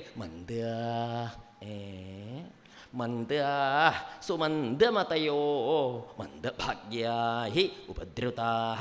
അതാ പറഞ്ഞത്. മന്ദാഹ മന്ദന്മാരാണൊക്കെ, മന്ദമതയോ മന്ദബുദ്ധികളാണ് ഒക്കെ പറയുമ്പോൾ ഭാഗവതം കേൾക്കാൻ വന്നവർക്കൊക്കെ ദേഷ്യം വരില്ലേ? ശീശുക്കർ ഇങ്ങനെയൊക്കെ പറയാൻ പാടുണ്ടോ, അല്ലെങ്കിൽ സൂതൻ ഇങ്ങനെയൊക്കെ പറയാൻ പാടുണ്ടോ, അല്ലെങ്കിൽ ശൗനകർ ഇങ്ങനെയൊക്കെ പറയാൻ പാടുണ്ടോ തോന്നും. പറഞ്ഞത് കേട്ട് തെറ്റിദ്ധരിക്കൊന്നും വേണ്ട. നമ്മുടെ നാട്ടിൽ മന്ദബുദ്ധി പറഞ്ഞാൽ നമ്മുടെ വിചാരം എന്താ? 1 1 2 2 2 4 3 3 6 5 5 12 എന്ന് പറഞ്ഞാൽ നമ്മൾ എന്ത് പറയുക? മന്ദബുദ്ധി എന്ന് പറയുക. അതല്ല മന്ദബുദ്ധി. ഈ മന്ദബുദ്ധി എന്താണെന്ന് അറിയൂ? വേണ്ടതിലേക്ക് ബുദ്ധി പോവില്ല, വേണ്ടാത്തതിലേക്ക് ബുദ്ധി നല്ലോണം പോവുകയും ചെയ്യും. ഇവൻ്റെ പേരാണ് മന്ദബുദ്ധി. മനസ്സിലായില്ലേ? അങ്ങനെ വെച്ചോളൂ. ഇനിയിപ്പോൾ അത് എന്താ ചേട്ടോ? വേണ്ടതെന്താ? അവനവൻ്റെ കഥ എന്താണെന്ന് നിരീക്ഷിച്ച് ഭഗവാനെ ഭജിച്ച് നല്ല മട്ടം മാതിരിയായിട്ട് നല്ല സംസർഗം ചെയ്ത് എവിടെ നിന്നാണോ അങ്ങോട്ട് വന്നത് അങ്ങോട്ട് പോയി ഈ ജന്മം അങ്ങോട്ട് അവസാനിപ്പിച്ച് നല്ല മട്ടം മാതിരിയായിട്ട് പോവുക വേണ്ടത്. അതിന് തോന്നുന്നില്ല. ഈ ലോകത്ത് കണ്ട സകല അതും ഇതും വിഷയങ്ങൾ ഒട്ടി പിടിച്ച് കെട്ടി മറിഞ്ഞ് ഉന്തിയും തള്ളിയും കഷ്ടത്തിലായിട്ട് നശിച്ച് പോവുക. എന്നിട്ട് ഒടുക്കം അങ്ങനെ വയ്യേന്ന് പറഞ്ഞിരിക്കുക. ശരിയല്ലേ? ഇത് അത്തരക്കാരെ എന്താ പറയുക? മന്ദബുദ്ധി. ശരിയല്ലേ? ആ കണക്കിലൊക്കെ മിടുക്കനാ ആര്? ഇയാൾ. കണക്കിൻ്റെയും സയൻസിൻ്റെയും സാഹിത്യത്തിൻ്റെയും വേദാന്തത്തിൻ്റെയും ഒന്നും മിടുക്കല്ല പറഞ്ഞത്. ഈ വകതിരിവിൻ്റെ മിടുക്കായി ബുദ്ധിയുടെ പ്രത്യേകത. വേണ്ടത് എന്താണെന്ന് മനസ്സിലാക്കിയിട്ട് അതെടുക്കാനും വേണ്ടാത്തത് കളയാനുള്ള വിവരം ഉണ്ടാവണേ. ഇല്ലെങ്കിലും വെറുതെ ചെറിയൊരു ഉദാഹരണം പറയാശാലേ, ഇപ്പം നമ്മൾ അങ്ങാടിയിൽ കൂടി പോവുക, അങ്ങാടിയല്ല അമ്പലത്തിൽ ഉത്സവമാണെന്ന് നോട്ടിക്കോളൂ. ഉത്സവത്തിന് ഈ സകല ദിക്കുന്ന കച്ചവടക്കാർ സകല മാനജാതി മുണ്ട് ശീല വസ്ത്രം പാത്രം കിണ്ണം കിണ്ടി ഉരുളി പല ജാതി വിശ്വാത്തി വെട്ടെത്തി എല്ലാ സാധനങ്ങളും വിൽക്കണ കടകളുണ്ടാവുമല്ലോ. നമ്മൾ തൊഴാനാണെന്നും പറഞ്ഞിട്ട് ഇറങ്ങിയത് എന്തിനാണ്? അമ്പലം നമ്മൾ കണ്ടിട്ട് തന്നെ ഇല്ല, അങ്ങോട്ട് കയറിയിട്ടുമില്ല. പറയും നല്ല തിരക്കാണ്, ഞാൻ പോയില്ല, ഞാൻ കച്ചവടക്കാരനെ തൊഴുതു പോകുന്നു എന്നും പറഞ്ഞു. അവിടെ തിരക്ക് ഇഷ്ടമാണ്. ഉണ്ടെങ്കിലും നമുക്ക് കുഴപ്പമില്ല. എന്താ കാരണം? ശരിയോ തെറ്റോ? അങ്ങനെയൊക്കെയാണ് നേരമ്പോക്കെ പറഞ്ഞാൽ ഒരാൾ പറയുന്നത് കേട്ടതാ. അവിടെ പോയിട്ട് തൊഴാൻ പോയി. അപ്പോൾ എന്നിട്ട് അവിടെ ചെന്ന് സകല ദിക്കിലും ഇങ്ങനെ നടന്നിട്ട് അവിടെ വല്ല സാധനങ്ങളും കണ്ടാൽ നമ്മൾ എന്ത് ചെയ്യും? ഇതെന്താ വില? അപ്പോൾ അതിൻ്റെ വില കൊണ്ട് വലിയ വിലയൊക്കെയാണ്. നമ്മൾ മടിയിൽ നിന്ന് കാശെടുത്ത് കൊടുത്ത ആ സാധനം. അപ്പോൾ ഭർത്താവ് ചോദിച്ചു, അമ്മൂട്ടിയെ ഇതെന്തിനാ? അതൊക്കെ വേണം. എന്തിനാന്ന് അമ്മയ്ക്കും അറിയില്ല. എന്നിട്ട് കൊണ്ടുപോയിട്ട് അടുക്കളയിലോ പൂമുഖത്തോ എവിടെയെങ്കിലുമൊക്കെ അങ്ങനെ വെക്കും. ഒന്ന് വെറുതെ നടന്ന് നോക്കും. നമ്മുടെ ആ പൂമുഖത്തോ അകത്തോ പുറത്തോ അടുക്കളയിലോ വെറുതെ ഇങ്ങനെ നടക്കുമ്പോൾ നോക്കൂ. വേണ്ടത് എന്തൊക്കെയുണ്ട് ഇവിടെ, വേണ്ടാത്തത് എന്തൊക്കെയുണ്ട്, അടിച്ചു തരാൻ വരുന്ന ഒരു നാണിക്കുട്ടിക്ക് മാറ്റി വെക്കാനുള്ള എന്തൊക്കെയുണ്ട് എന്നൊന്നും ആലോചിച്ച് നോക്കൂ. വെറുതെ ആലോചിച്ചാൽ മതി. ശരിയോ തെറ്റോ? വേണ്ടത് നോക്കുമ്പം കുറേശ്ശേ ഉണ്ടാവുള്ളൂ, വേണ്ടാത്തത് ധാരാളം ഉണ്ടാവും. എന്തിനാണ് നമ്മൾ ഈ കാശ് കൊടുത്ത് ഇതൊക്കെ കൊണ്ടുപോയി വെക്കണത് ചോദിച്ചാൽ അതങ്ങനെയാണ്. ഇതാണ് ഈ പറയണത്. എന്താ വെച്ചാൽ ഓരോന്ന് ഇങ്ങനെ അതാണ് വകതിരിവില്ലായ അവർ വേണ്ടത് എന്താ വേണ്ടാത്തത് എന്താ നിശ്ചയമില്ല, വേണ്ടതെടുക്കാൻ തോന്നുമില്ല, വേണ്ടാത്തത് കളയാൻ പ്രാപ്തിയില്ല എന്നൊരു വിഷമം. അതാണ് പുറത്ത്. അപ്പോൾ രാജാവ് പറഞ്ഞു, ദുസ്സംഗം കളഞ്ഞ് സത്സംഗത്തിലേക്ക് മനസ്സ് വെക്കുകയാണ് വേണ്ടത്. ഈ സത്സംഗത്തേക്ക് മനസ്സ് വെക്കുക വേണ്ടതെന്ന് പറയുന്നത് എന്താണെന്ന് വെച്ചാൽ നമുക്ക് അങ്ങനെ പറയുമ്പോൾ അങ്ങോട്ട് തോന്നുന്നില്ല. ഈ ധാരാളം നമ്മൾ കേൾക്കണം, ശ്രദ്ധിച്ച് കേൾക്കണേ. കേൾക്കണതും പഠിക്കണതും അറിയണതും മനസ്സിലാക്കണതും വായിക്കണതും ഒക്കെ വളരെ നല്ല കാര്യമാണ്. പക്ഷേ എന്താണെന്ന് വെച്ചിട്ടോ, അതൊന്നും ചിലപ്പോൾ നമുക്ക് വേണ്ട മാതിരി ഉള്ളിലേക്ക് എത്തിക്കോളണം. ഇപ്പം ഇതൊക്കെ തന്നെ നമ്മൾ കേൾക്കുമ്പോൾ ഇവിടെ തന്നെ നമ്മൾ വന്നിരുന്ന് ഇങ്ങനെ കുറേ വലിയ മഹാത്മാക്കളൊക്കെ അറിവുള്ളവർ വന്ന് പലതും പറയില്ലേ, അതൊക്കെ നമ്മൾ ശ്രദ്ധയോടെ കേൾക്കുമ്പോൾ നമുക്കിങ്ങനെ തോന്നും, ഇതൊക്കെ ഇപ്പം നടക്കണ കാര്യമാണോ? ഞാൻ എന്തായാലും സ്കൂൾ പൂട്ടിയതല്ലേ വന്നിരുന്ന് കേട്ടു തന്നെ ഉള്ളൂ. ശരി, കേൾക്കാനൊക്കെ നമ്മൾ കേൾക്കും. പക്ഷേ ഈ കേൾക്കുന്ന വിഷയങ്ങൾ ചിലപ്പോൾ നമുക്ക് ഇതൊക്കെ ഇപ്പം നടക്കണം എന്ന് കുറ്റം പറയല്ല, ചിലപ്പോൾ അങ്ങനെ തോന്നിയെന്ന് വരും. പക്ഷേ ഈ പറയണ മഹിമകളൊക്കെ ജീവിതത്തിൽ പകർത്തി അനുഷ്ഠിച്ച് കൊണ്ടാടണ ചില മഹാത്മാക്കളെ നമ്മൾ എവിടെയെങ്കിലും വെച്ച് കാണുമ്പം നമുക്ക് എന്ത് തോന്നും? ആദ്യം അവരെ കാണുമ്പോൾ തോന്നും, ഇപ്പോഴുണ്ടോ അങ്ങനെയുള്ള ആളുകളാ എന്നൊരു അത്ഭുതം തോന്നും. ആ അത്ഭുതം പിന്നെ എന്തായിട്ട് തീരും? കുറേശ്ശെ ഇങ്ങനെ അദ്ദേഹത്തെ തന്നെ നോക്കിയിരിക്കും. അപ്പോൾ അദ്ദേഹം ചെയ്യും പോലെ ചെയ്യും നമ്മൾ. അദ്ദേഹം ഒരു കൂട്ടമൊക്കെ കാണിക്കും, നമുക്ക് ഇഷ്ടമല്ല, അദ്ദേഹം നിഷ്ഠണ്ടായിട്ട് കാണിക്കുകയാണ്, നമ്മൾ അനുകരിക്കുകയാണ്. കുറേ ഇങ്ങനെ അനുകരിക്കുമ്പോൾ നമ്മൾ ചെന്ന് ചോദിക്കും, അല്ല ഗുരുനാഥ അങ്ങപ്പം എന്താ ഇങ്ങനെ വടക്കോട്ട് തിരിഞ്ഞില്ലേ? അതിപ്പോൾ എന്താ? അത് ഉണ്ണി വടക്കോട്ട് തിരിഞ്ഞിട്ടാണ്. എനിക്കിഷ്ടല്ല. ഊല്ലേ? അങ്ങനെയാണ്. ആ കിഴക്കോട്ട് തിരിഞ്ഞിട്ട് അത് ഉണ്ണിയെ വിളിച്ചാൽ കിഴക്കോട്ട് എനിക്കിഷ്ടല്ല. അങ്ങനെ അദ്ദേഹത്തിൻ്റെ കൂടെ കൂടി കുറേശ്ശെ അങ്ങനെ ചോദിച്ചറിഞ്ഞ് ഇപ്പം വലിയ മഹാത്മാവായി. എന്തേ കാരണം? പിന്നെ അറിയാറുണ്ട് പണ്ടൊക്കെ ഇത് കേൾക്കുമ്പോൾ ഇതൊന്നും നടക്കണ കാര്യമല്ല എന്ന്. ഇപ്പം ഇദ്ദേഹത്തിൻ്റെ കൂടെ കൂടി ഇപ്പോൾ കുറേശ്ശെ എന്തായി കണ്ടോ? ഇതാണ് സജ്ജന സംസർഗം കൊണ്ട് മാറ്റം ഉണ്ടാവുക എന്ന് പറയുന്നത്. ശ്രദ്ധയോടുകൂടി സജ്ജനങ്ങളെ സേവിച്ചാൽ ഇല്ല കേൾക്കണമൊക്കെ വെറുതെ. പണ്ട് കുട്ടിക്കാലത്ത് ഒരിക്കലും വായനയ്ക്ക് പോയിരിക്കൽ ഒരു ഗൃഹസ്ഥനൊക്കെ ചേർന്നിട്ടാണ് നടത്തിയത്. വായന കഴിഞ്ഞിട്ട് നമ്മൾ 7ാമത്തെ ഉച്ചയ്ക്ക് മടങ്ങി പോരുമ്പോൾ ഈ ഗൃഹസ്ഥൻ വന്ന് കാൽക്കൽ വീണ് തൊഴുത് നമസ്കരിച്ചിട്ട് പറഞ്ഞു, തൊഴുക. ആവൂ അതായത് തൊഴിൽ കാരണം 2-3 ബസ് അങ്ങോട്ട് പോയി എൻ്റെ ഇടയ്ക്ക്. പോയിക്കോട്ടെ എന്നും കൂടി അല്ലേ ഉള്ളൂ നമ്മൾ നിന്നു കൊടുത്തു. അങ്ങനെ ഒഴുകാതെ നമസ്കരിക്കുക. കുറേ നേരം കഴിഞ്ഞ് അദ്ദേഹം പറഞ്ഞു, എന്തെന്തെല്ലാം വലിയ കാര്യങ്ങളാണ് ഇവിടുന്ന് പറഞ്ഞത്. ഭാഗവതം എന്തോ ഒരു വലിയ ശാസ്ത്രമാണ്, എന്തെല്ലാം മഹിമകളാണ് എന്നൊക്കെ അദ്ദേഹം അങ്ങോട്ട് വർണ്ണിച്ചു. എന്നിട്ട് പറയുകയും ചെയ്തു, പറഞ്ഞിട്ട് എന്താ ചെയ്യുക, നമ്മളൊക്കെ ഗൃഹസ്ഥന്മാരല്ലേ എന്നും പറഞ്ഞു. അദ്ദേഹത്തിന് അതിൻ്റെ അർത്ഥം വേണ്ട മാതിരി മനസ്സിലായോ എന്ന് വെച്ചാൽ നമുക്ക് മനസ്സിലായി. എന്ത് വെറുതെ അവിടെ 7 ദിവസം പണിയെടുത്തു. അർത്ഥം അദ്ദേഹം പറഞ്ഞതിൻ്റെ അർത്ഥം എന്താ, അറിഞ്ഞിട്ടാണെങ്കിലും അറിയാണ്ടാണെങ്കിലും പറഞ്ഞു വന്നപ്പോൾ എങ്ങനെയായി അത് എന്ന് വെച്ചാൽ അങ്ങ് പറഞ്ഞതും ഭാഗവതത്തിൽ ഉപദേശിച്ചതും ഒക്കെ മഹാകേമാണ്, വലിയ വലിയ തത്വാർത്ഥങ്ങളാണ്. നമ്മൾ ഗൃഹസ്ഥന്മാരിലെ അർത്ഥം എന്താ, ഞാൻ കഴിഞ്ഞ 7 ദിവസം മുമ്പ് അങ്ങ് വരുമ്പം കണ്ട നാരായണൻകുട്ടി തന്നെയാണ് ഞാൻ എന്നുവെച്ചെന്താർത്ഥം, ഇതൊന്നും എന്നെ ബാധിക്കണില്ല. അപ്പം അദ്ദേഹം കേൾക്കായും അറിയായും മനസ്സിലാക്കായും ഒന്നുമല്ല, മുഴുവനി ഇരുന്ന് കേട്ടു അറിഞ്ഞു മനസ്സിലാക്കി. പക്ഷേ അദ്ദേഹത്തിന് ഉണ്ടായ ബോധ്യം അതാണ്, ഇതൊന്നും നമ്മൾ ഗൃഹസ്ഥന്മാരിലെ നമുക്ക് ഇതൊക്കെ പറ്റും, അതൊക്കെ സ്വാമിയാർ, അതൊക്കെ മറ്റേ സ്വാമിയാർ. ഇങ്ങനെ നമുക്ക് തോന്നിപ്പോ ഇത് സ്വാമിയാരുടെ കാര്യമൊന്നല്ല പറയണത്, ലോകർക്ക് നന്മ ഉണ്ടാവാനാണ്. ഈ നമ്മുടെ പരീക്ഷത്ത് സ്വാമിയാരാ ആണോ, ഉദ്ധവര് സ്വാമിയാരാണോ? അല്ല, ഇതങ്ങനെ സ്വാമിയാരന്മാർക്ക് കൊടുക്കണ ഉപദേശമൊന്നുമില്ല, ലോകർക്ക് ഉപകാരമാവട്ടെ എന്ന് വിചാരിച്ച് ലോകരുടെ പ്രതിനിധിയായിട്ട് ഓരോ മഹാത്മാക്കളെ പിടിച്ചിരുത്തിയിട്ടാണ് ഉപദേശിക്കുന്നത്. ഉദ്ധവരൊരു മഹാത്മാവാണേ, അദ്ദേഹം മഹാകേമനാണ്, ശരിയല്ലേ? പരീക്ഷിത്തൊരു മഹായോഗ്യനാണേ. അപ്പം യോഗ്യന്മാരേക്ക് ഇരുത്തിയിട്ട് നല്ലത് പറഞ്ഞു കൊടുത്താൽ എന്ത് ചെയ്യും? അർജുനം നിമിത്തീകൃത്യ എന്ന് പറയില്ലേ ഭാഷ്യത്തിൽ, എന്താ പറഞ്ഞത്? അർജുനം നിമിത്തീകൃത്യ, അർജുനനെ കാരണക്കാരനാക്കി നിമിത്താക്കി വെച്ചിട്ട് ലോകത്തിന് കിടാവിൻ്റെ മാതിരിയാണെന്നാ പറയാം. പശുവിനെ കറക്കാൻ കിടാവ് എന്തിനാ?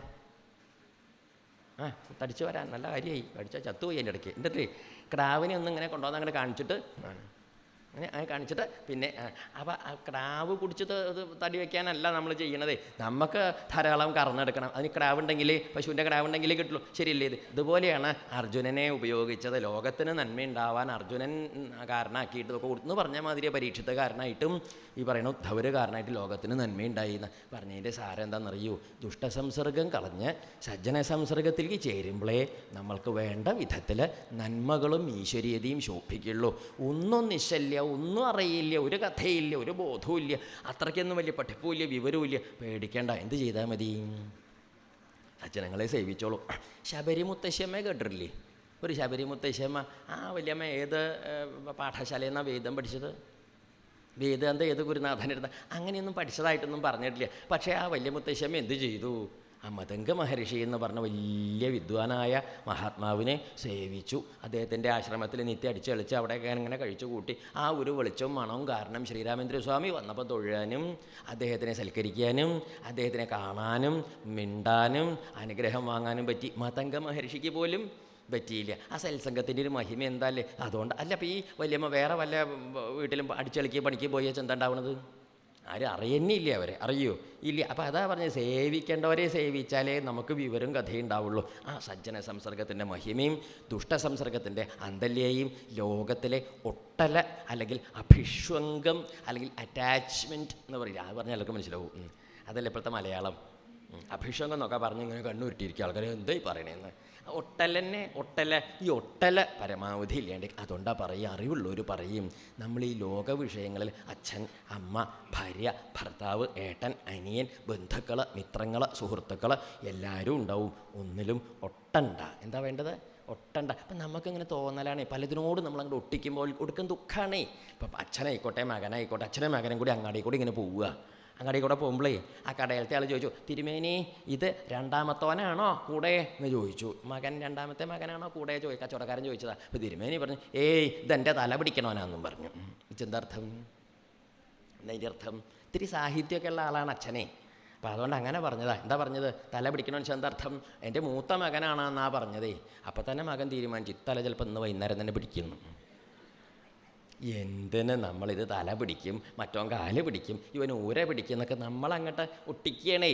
ആരച്ച എവിടെയാച്ചാ പിടിച്ചോട്ടെ, ചത്തിട്ട് പിന്നെ ഇവർ എവിടെ പിടിച്ചാൽ നമുക്കെന്താ? ജീവിച്ചിരിക്കുമ്പോൾ പിടിക്കുമ്പോൾ ഒന്ന് സൂക്ഷിക്കണേ. അവിടെ ഇവിടെയൊക്കെ പിടിച്ചാൽ ചിലപ്പോൾ നമുക്ക് ശ്വാസം മുട്ടും, നമ്മൾ ചത്തും പോവും. ചത്ത് കഴിഞ്ഞതിന് ശേഷം ആരെ പിടിക്കാണ്ടിരിക്കുകയോ വലിക്കുക, ഇനി ഒന്നും ചെയ്യാണ്ടിരുന്നാലും ഒട്ടും പേടിക്കേണ്ട. അതൊന്നും ആലോചിച്ച് പേടിക്കരുത് കേട്ടോ. എന്താ കാരണം? ആ കോർപ്പറേഷനിൽ എത്ര പണിക്കാരുണ്ട്, അടുത്ത വീട്ടിലെ നാരായണനാർക്ക് മൂക്കും ഉണ്ട്, നമുക്ക് എന്തിനാണ് പേടിക്കണത്? അയാളത് ആരെ അറിയിക്കും? ആരെങ്കിലുമൊക്കെ വന്നെന്ത് മരിച്ച അതിലൊന്നും ചിലരങ്ങനെ ഖേദിച്ചിരിക്കും. ഇനിയിപ്പോൾ എൻ്റെ കാര്യം. അപ്പോൾ എൻ്റെ കാര്യം മറ്റവൻ്റെ കാര്യമോ? ശരിയല്ല, എൻ്റെ കാര്യം എന്ന് വേദനിക്കണോ മറ്റവൻ്റെ? അപ്പോൾ ആരുടെ കാര്യം ഒരു തീർപ്പും ഇല്ലാത്തതുകൊണ്ട് ആരും അതിനെക്കുറിച്ചൊന്നും ആലോചിക്കണ്ട. മരിക്കണതിനെക്കുറിച്ച് ആലോചിക്കേണ്ട. ഇരിക്കണ കാലത്തുള്ള കാര്യത്തെക്കുറിച്ച് നല്ലോണം വിചാരം ചെയ്തോളൂ. ഇരിക്കുമ്പോൾ നല്ലോണം നല്ല കർമ്മങ്ങളൊക്കെ ചെയ്ത് ഭഗവാനെ ഭജിച്ചുറപ്പിക്കുക. മറ്റതെന്താ ചാവട്ടെ, എന്തായാലും ഒരു ഈസി വിളക്ക് ഊതിക്കെടുത്തി പോകണം ഇവിടുന്ന്. ഇത് ശരിയല്ലേ? ഇത് അത്രയേ ഉള്ളൂ. അതെല്ലാവർക്കും ജനിച്ചതിന് മരണം ഉണ്ടാവും, നമുക്ക് അതിലാർക്കായാലും ഉണ്ട്. അതൊരു സത്യം ആയതുകൊണ്ട് അതിൽ വിഷമിച്ചിട്ട് കാര്യമില്ല എന്നാണ് പറഞ്ഞത്. അപ്പോൾ ഇവിടെ എന്താ ചോദിച്ചാൽ, ഈ മൂത്ത മകനാണെങ്കിൽ അവൻ എൻ്റെ തലപിടി. അപ്പോൾ നമ്മൾ അങ്ങനെ ഒരു വാസന അവിടെ വെച്ചു. ഇവൻ എൻ്റെ. അപ്പം ഇനിയിപ്പോൾ ആ കുട്ടിക്ക് എന്തെങ്കിലും ഉദ്യോഗക്കാരനായിട്ട് അങ്ങോട്ടോ പോണ്ട്. വേറെ എന്തെങ്കിലും മക്കളാണെങ്കിൽ അവർക്കും ഉണ്ടാവില്ല, അവരുടേതായ പല കഥകളും ഉണ്ടാവില്ലേ. സാധിച്ചു എന്നൊന്നും വരില്ല. പണ്ടത്തെ മാതിരിയാണ് ഓരോരുത്തർ ജീവിതമായിട്ട് പരാക്രമം കാണിച്ച് പല നാട്ടിലും കഷ്ടപ്പെടുകയാണ്. മോഹല്യ അമ്മയെ തൊഴണം, അമ്മയെ നമസ്കരിക്കണം, കൊണ്ടാടണം, അച്ഛനെ വേണ്ട മാതിരി കൊണ്ടാടണമൊക്കെ കലശലായ മോഹം അവർക്കുണ്ടേ. പക്ഷെ ജീവിക്കാനുള്ള എന്താ വക വേണ്ടേ? അപ്പം അതുകൊണ്ട് പാവങ്ങൾ അതുണ്ടേ. നോക്കാത്ത ജാതി ഉണ്ട്, ഇല്ല എന്നില്ല, അതുണ്ട്, ഇല്ല അതൊന്നും ഇല്ല എന്നല്ല. എന്നാലും നല്ല ജാതി ഉണ്ടല്ലോ അതിൻ്റെ ഇടയ്ക്ക്. നമ്മൾ വിടാൻ പാടില്ലല്ലോ, വിട്ടുപോയി എന്ന് പറയരുതല്ലോ. അപ്പം അതുകൊണ്ട് നമ്മൾ ഈ അങ്ങടൊരു ഒട്ടലൊട്ടിക്കുമ്പം പിന്നെ നമുക്കത് അസഹ്യമാവുകയാണ്. വേണ്ട മാതിരി ചെയ്തില്ല എന്നൊരു വേദനയായി, വിഷമായി. അതിനൊന്നും പുറപ്പെടണ്ട എന്നാണ് പറഞ്ഞത്. ആ ഒട്ടൽ വേണ്ട, ആരോടും വേണ്ട. അത് ഇവിടെ ഉർവശി സംസർഗത്തിൻ്റെ കാമഭാവത്തിലാണ് പറഞ്ഞു വെച്ചാലും എല്ലാറ്റിലും എല്ലാം ഓരോ തരം കാമനയാണേ. ഇപ്പോൾ ഇവിടെ കാമിനിയോടുള്ള കാമന വേറെ, പുത്രനോടുള്ള കാമന വേറെ. കാമനകളൊക്കെ ഓരോന്നിനോടാവുമ്പോൾ ഓരോ പേര് പറയുന്നുള്ളൂ. കാമനയൊക്കെ ജാതി കൊണ്ട് കാമനയാണ്. എന്തുകൊണ്ട്? ശരിയല്ലേ അത്? അതുകൊണ്ടാണ് ഈ വേദാന്തശാസ്ത്രത്തിൽ പറയും 3 ജാതി കാമന ഒഴിഞ്ഞു പോവില്ല എന്ന്. അതേതാത്? അത്രയ്ക്ക് വലിയ മന്ത്രവാദി വന്നാലും ഒഴിഞ്ഞു പോവാത്ത സാധനം അത്. ഏത്? 3 കാമനയുണ്ട്. ഏതാത്? അതിന് ഏഷണ എന്നാ പറയുക ശാസ്ത്രത്തിൽ. ഏഷണി അല്ല, അത് കുറേ എണ്ണം ഉണ്ട്, 3 എണ്ണം ഉണ്ടല്ലോ, കുറേ ഉണ്ട് ഏഷണി. ഏഷണാത്രയത്യാഗം എന്നൊക്കെയാണ് ശാസ്ത്രത്തിൽ പറയാം. ഒന്ന് കേട്ട് പേടിക്കേണ്ട. ഏഷണ പറഞ്ഞാൽ ഏതൊക്കെയാണെന്ന് അറിയൂ? പുത്രേഷണ, വിത്തേഷണ, ദാരേഷണ. എന്താ പുത്രേഷണ പറഞ്ഞാൽ പുത്രനോടുള്ള ആസക്തി, അത് പോവില്ല. അങ്ങനെയുണ്ട്. എൻ്റെ മകൻ എന്നൊരു തോന്നൽ, എൻ്റെ മകൾ എന്നൊരു തോന്നലിടും. വിത്തേഷണ എൻ്റെ സമ്പത്ത്, പിന്നെ ദാരേഷണ എൻ്റെ ഭാര്യ. അച്ചേഷണയോ അമ്മേഷണയൊന്നുമില്ല. അച്ചേഷണ ഉണ്ടോയെന്ന്? അച്ചേഷണ, അമ്മേഷണ, ഏട്ടനേഷണ, എടുത്തേഷണ, ഓപ്പളേഷണയൊന്നും ഇല്ല. ഈ 3 ഏഷണയാണ് പിടിവിടാത്ത. മറ്റതൊക്കെ നമ്മൾ വിട്ടൊഴിഞ്ഞ് പോരും. ശരിയോ തെറ്റോ? ശരിയാണ്. അതാ പറഞ്ഞത്. അപ്പോൾ ഈ ആസക്തിയാണ് ഈ ഏഷണയുടെ അടിസ്ഥാനം. അപ്പം കാമനാച്ചാൽ പുത്രനോടാണ് കാമനാച്ചാൽ വാത്സല്യം എന്ന് പറയും. ശരിയല്ലേ ഇത്? അച്ഛനോടാണെങ്കിൽ പിതൃഭക്തി എന്ന് പറയും, അമ്മോടാണെങ്കിൽ മാതൃഭക്തി എന്ന് പറയും, ഭാര്യയോടാണെങ്കിൽ ഭാര്യയോടുള്ള പ്രേമം എന്ന് പറയും. അടിപിടിയാണ്, എന്നാലും പറയുക എങ്ങനെയാണ്? ശരിയല്ലേ ഇത്? ഇതാണ് ലോകത്തിൻ്റെ കഥ. അപ്പം അതുകൊണ്ട് ഓരോന്നിനോട് ഈ ആസക്തി നമ്മൾ ഒട്ടിച്ചു കൊണ്ടുവരുമ്പം എന്തായിട്ട് അതാണ് ആ ആസക്തി ഭഗവാനോടായാലോ നേരിയായി. അതാണ് തോന്നൂല്ല. അതാണ് ബുദ്ധിമുട്ടേ. മനസ്സിലാവണില്ലേ? അതല്ലേ പറഞ്ഞത്, ഭഗവാനോട് അങ്ങോട്ട് തോന്നുകയാണ് ഈ ഒരു ആസക്തി. അങ്ങോട്ട് തോന്നിച്ചാൽ നന്നായി. അതുകൊണ്ട് ലോകത്ത് ജീവിക്കുമ്പം നമ്മൾ ഉള്ളിൽ എപ്പോഴും ഒരു ഭഗവത് ഭാവം വേണം. എങ്ങനെ? രാമകൃഷ്ണ പരമഹംസർ പറഞ്ഞ മാതിരി വെളിച്ചെണ്ണ പുരട്ടിയിട്ട് ചക്ക മുറിക്കുക. എന്ത് പുരട്ടിയിട്ട്? വെളിച്ചെണ്ണ പുരട്ടിയിട്ട് ചക്ക മുറിക്കുക. നമ്മൾ മുറിച്ചതിൻ്റെ ശേഷമാണ് ഒക്കെ സകലിക്കലും പെരണ്ടതിൻ്റെ ശേഷമാണ് പിന്നെ പുരട്ടുക. എന്ത്? വെളിച്ചെണ്ണ. അപ്പോൾ അതൊന്നും കൂടി അവിടെ അമർന്ന് ഒതുങ്ങി പറ്റി പിടിച്ച് കിടക്കും. ശരിയല്ലേ? ഇത് ചക്കട മുളഞ്ഞ് കയ്യുമ്പോൾ പറ്റാണ്ടിരിക്കാൻ വെളിച്ചെണ്ണ ആദ്യം പുരട്ടിച്ചാൽ വല്ലാണ്ട് പിടിക്കില്ല എന്ന് പറയുമ്പോൾ ഭഗവത് ഭക്തിയുടെ ആ വെളിച്ചെണ്ണ നല്ലോണം അങ്ങോട്ട് പുരട്ടിയിട്ട് ലോകത്തിൻ്റെ ചക്ക മുറിച്ചോളൂ. ലോകത്തിൻ്റെ ചക്കയോ ഈ ലോക വിഷയങ്ങളിൽ ഇടപെട്ടോളൂ. ഈ മുളഞ്ഞ് കയ്യുമ്പോൾ പറ്റി പിടിക്കില്ല, അല്ലാത്തവരുടെ കയ്യുമ്പിലൊക്കെ പറ്റി പിടിക്കും. അതാണ് കഥ. അതുകൊണ്ട് രാമകൃഷ്ണ പരമഹംസദേവൻ തന്നെ പറയും, ഒരു വേറൊരു ഉദാഹരണം പറയും. പണക്കാരൻ്റെ വീട്ടിലെ ദാസിയുടെ മാതിരി കഴിയണം ലോകത്തെന്നാണ് പറയുക. എന്നുവെച്ചാൽ എന്താ അർത്ഥം? പണക്കാരൻ്റെ വീട്ടിലെ ദാസി പാവം പണക്കാരത്തി പെറ്റിട്ട് മഹിളാ സമാജത്തേക്കാണ് പോയത്. പണിക്കാരത്തിയാണ് കുട്ടിയെ നോക്കിയത്. ഇതൊരു വള്ളിയുടെ വ്യത്യാസമേ ഉള്ളൂ, ചില വലിയ വ്യത്യാസം. അത് ഏത്? പെറ്റത് പണക്കാരത്തിയാണെങ്കിലും കുട്ടിയെ നോക്കുന്നത് പണിക്കാരത്തിയാണ്. ശരിയല്ലേ ഇത്? ആ പണിക്കാരത്തി പാവ സാധു സ്ത്രീ. അവർ രാവിലെ നേരത്തെ കുട്ടിയെ എഴുന്നേൽപ്പിക്കണോ, കുളിപ്പിക്കണോ, ആഹാരം കൊടുക്കണോ, കൊണ്ട് നടക്കണോ, കൊഞ്ചിക്കണോ, ആടിക്കണോ, പാടിക്കണോ, കളിപ്പിക്കണോ, ചിരിപ്പിക്കണോ, കൊണ്ട് നടക്കണോ, വീണ്ടും ആഹാരം കൊടുക്കണോ, അങ്ങനെ എപ്പോഴും. എന്നിട്ട് കരയുമ്പോൾ ഉണ്ണിയെ കരയേണ്ട, അമ്മ ഇതാ വന്നു, അമ്മ ഇതാ വന്നു. ഏതമ്മ? മഹിളാ സമാജത്ത് പോയി ബോധം കെട്ട് കിടക്കുക. അവിടെ അത് വന്നിട്ടില്ല. ഏത് വന്നു എന്നാണ് പറയുന്നത്? താൻ ഈ പണിക്കാരത്തി സ്വയം അമ്മയെന്നും പറഞ്ഞിട്ട്. അപ്പം അതിനെ കണ്ടാൽ മതിയാ. പണിക്കാരത്തി വല്യമ്മയെ കണ്ടാൽ തന്നെ സന്തോഷമായി. അമ്മ ഇതാ വന്ന് ഉണ്ണി കരയേണ്ട ഇട്ടുവോ എന്നൊക്കെ പറയുമ്പം ഈ അമ്മ, ആ പണിക്കാരത്തി സാധു സ്ത്രീ ഈ ഉണ്ണിയോട് അമ്മ അമ്മ എന്ന നാട്യത്തിൽ വ്യവഹരിക്കുമ്പോഴും ആ പാവം സ്ത്രീയുടെ ഹൃദയത്തിൽ എന്തുണ്ട്? താൻ ഇതിൻ്റെ അമ്മയൊന്നുമല്ല. തൻ്റെ മക്കളെ 2-3 എണ്ണം അവിടെ ഒരു നാഴി അരി ചോറ് വെച്ചുണ്ണാൻ നിവൃത്തിയില്ലാണ്ട് കഷ്ടത്തിലായി, സ്കൂളിലേക്ക് പോകാൻ ഉടുക്കാനില്ലാണ്ട് കഷ്ടത്തിലായിട്ട് വിഷമിക്കുന്നുണ്ട്. അക്കുട്ടികൾക്കൊരു ജീവിതത്തിന് എന്തെങ്കിലും നിവൃത്തി ഉണ്ടാവാനാണല്ലോ ഞാൻ ഈ പണിക്ക് വന്നത് എന്ന പരമാർത്ഥ ബോധ്യം നമ്മുടെ ഉള്ളിലുണ്ട്. ഈ ഉണ്ണിയോട് അമ്മ അമ്മ എന്ന് പറഞ്ഞ് കൊഞ്ചിക്കുമ്പോഴും പരമാർത്ഥ ഈ ഭാവമാണ് വേണ്ടത്. അത്ര പുറത്തേക്ക് അത്യാസക്തി കാണിക്കുമ്പോഴും അകത്ത് ഈശ്വരീയമായ ഒരു ഭാവത്തിൻ്റെ ഒരു ഉറപ്പും വിരക്തിയും സൂക്ഷിക്കണം എന്നാണ് പറയുക. നമ്മളങ്ങനെയല്ല പതിവ് നമ്മുടെ നാട്ടിൽ. അതുകൊണ്ട് മക്കളെയൊക്കെ കാണുമ്പം ഭാര്യയെ കാണുമ്പോഴൊക്കെ നമ്മൾ എന്ത് പറയണം? ഭാര്യയെ കാണുമ്പോൾ നീ എൻ്റെ ഹൃദയമാണ്, കരളാണ്, വൃക്കയാണെന്നൊക്കെ പറയണം. അപ്പം ഭാര്യയ്ക്ക് ഇഷ്ടമാവും. ആന്തരികാവയവങ്ങളുടെ പേര് പറയണം. പല്ലാണെന്ന് നഖാണെന്നൊന്നും പറയരുത്, പിന്നെ ഡൈവേഴ്സ് കഴിഞ്ഞ് പോകും. ഏത് അവയവം നിന്ന് പോയാലാണോ നമ്മുടെ ജീവിതം നിന്ന് പോവുക, അത്രയ്ക്കുള്ള അവയവത്തിൻ്റെ പേര് പറയണം ഭാര്യയോടും ഭർത്താവിനോടൊക്കെ ഇഷ്ടമാവും. മകനോട് പറയുമ്പോൾ നീ സ്വർണ്ണമാണ് എന്ന് പറയണം. അപ്പോൾ അവൻ്റെ വില ആലോചിക്കുമ്പോൾ മകനും ഇഷ്ടമാവും. പുറത്തേക്ക് പറയുമ്പോൾ അങ്ങനെയൊക്കെ പറയണം. അകത്ത് എന്ത് വേണം? ഇതൊക്കെ ഭഗവാന്റെയാണ്, ഇവിടുന്ന് തന്നതാണ്, ഇവിടുന്ന് ഒരു ദിവസം കൊണ്ടുപോകും, നമുക്ക് ആരും പിടിച്ചാൽ കിട്ടില്ല. ശരിയല്ലേ? ഇത് ഈ ബോധ്യത്തിൻ്റെ ശക്തി, ഈശ്വരീയമായ ആ ഒരു ബോധ്യത്തിൻ്റെ ശക്തി ഉള്ളിലുണ്ടെങ്കിൽ എന്തു വരില്ല? ലോകത്തിൽ ജീവിതം വിഷമാവില്ല എന്നാ പറഞ്ഞത്. ഈ തത്വാർത്ഥാണ് ഈ നമ്മുടെ പുരൂരവസിൻ്റെ വായേ കൂടി ആര് തന്നത്? ഭഗവാൻ ഉദ്ധവർക്ക് കൊടുത്തത്. എന്നിട്ട് പറയും. അപ്പോൾ ഉദ്ധവർ ചോദിച്ചു, ഭഗവാനെ എനിക്കൊരു സംശയം, ഇപ്പം ഇത്രയും നേരം അങ്ങ് അനവധി തത്വാർത്ഥങ്ങൾ, സാഖ്യം, യോഗം, ഭക്തി, ജ്ഞാനം, വിരക്തി, എന്തൊക്കെ ജാതി ശാസ്ത്രാർത്ഥങ്ങൾ അങ്ങ് എനിക്ക് പറഞ്ഞു തന്നത്. ഞാൻ സംശയം ചോദിക്കട്ടെ, ഈ ഭഗവത് ഭാവത്തിൽ മനസ്സുറപ്പിക്കാൻ പ്രായോഗികമായിട്ട് വല്ല വിദ്യ ഉണ്ടോ? നമ്മൾ ചെയ്യേണ്ടതായിട്ട് വല്ല ക്രിയകൾ വല്ലതുണ്ടോ? ഉണ്ടേ. അതെന്താ അത്? അതിൻ്റെ പേര് ക്രിയായോഗം എന്നാണ് പറയുക എന്ന് പറഞ്ഞു. അതെന്താ സാധനം? ക്രിയായോഗം സമാചക്ഷുവ ഭവത് ആരാധനം പ്രഭോ. ഭഗവാനെ അത് പറഞ്ഞുതരും എനിക്കൊന്ന്. യസ്മാത്വം യേ യഥാ അർച്ചന്തി സാത്വതാ സാത്വതരിഷഭ.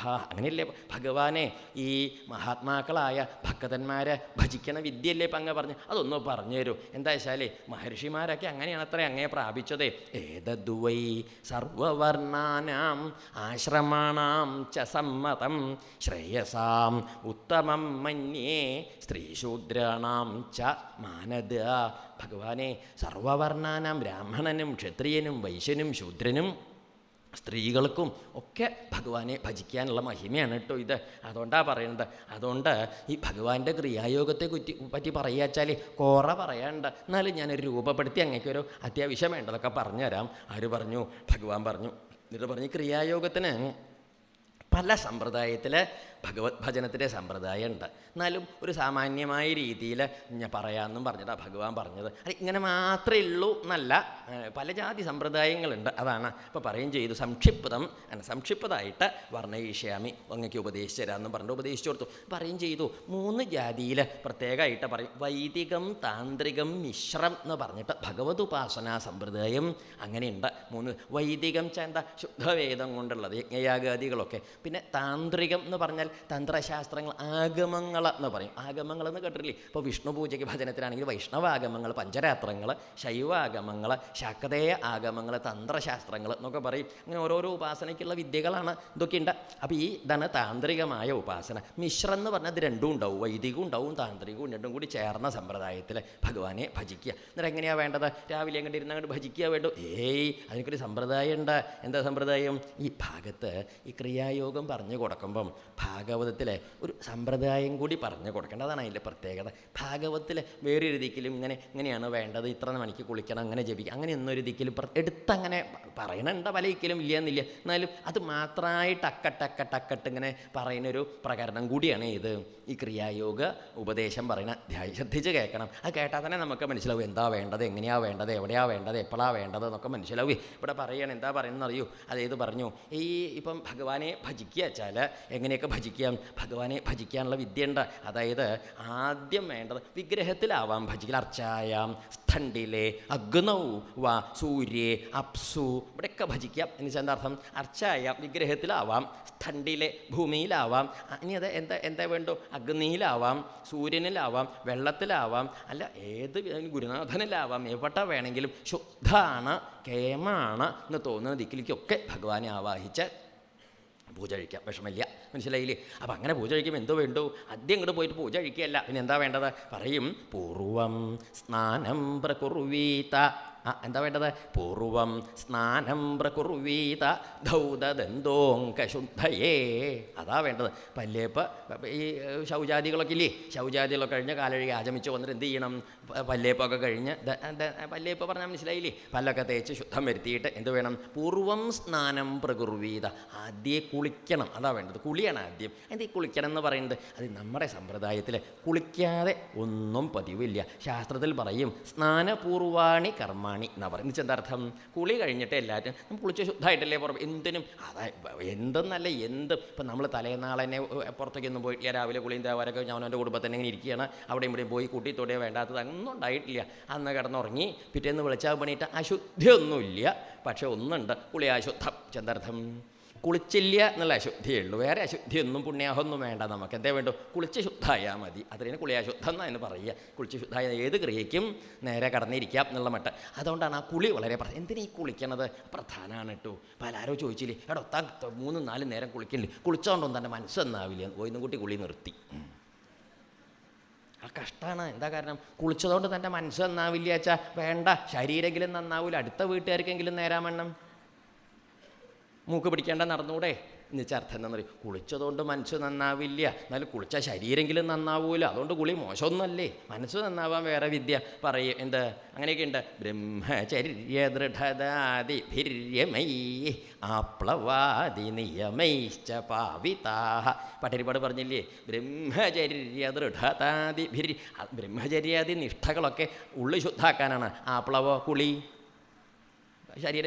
ശരീരം ശുദ്ധാവണം, മനസ്സും ശുദ്ധാവണം, രണ്ടും ശുദ്ധാവണം, എന്നാലേ നേരിയുള്ളൂ. അപ്പം അതുകൊണ്ട് കുളിയൊക്കെ നേരാവണ്ണം. എങ്ങനെ കുളിക്കണം? കുളത്തിൽ കിടറങ്ങി അങ്ങോട്ട് മുങ്ങിയാൽ മതിയോ? ഏയ് പോരാ. അതല്ലേ പറഞ്ഞത്, കുളിക്കുമ്പോഴൊക്കെ ശ്രദ്ധയോടെ കുളിക്കണം. എങ്ങനെ വേണമെന്ന് പറയും? ഉഭയൈരപിച സ്നാനം മന്ത്രൈ മൃദ്ഗ്രഹണാദിഭേ. അത് പ്രത്യേകം ധരിക്കുമോ? ഉഭയൈരപിച.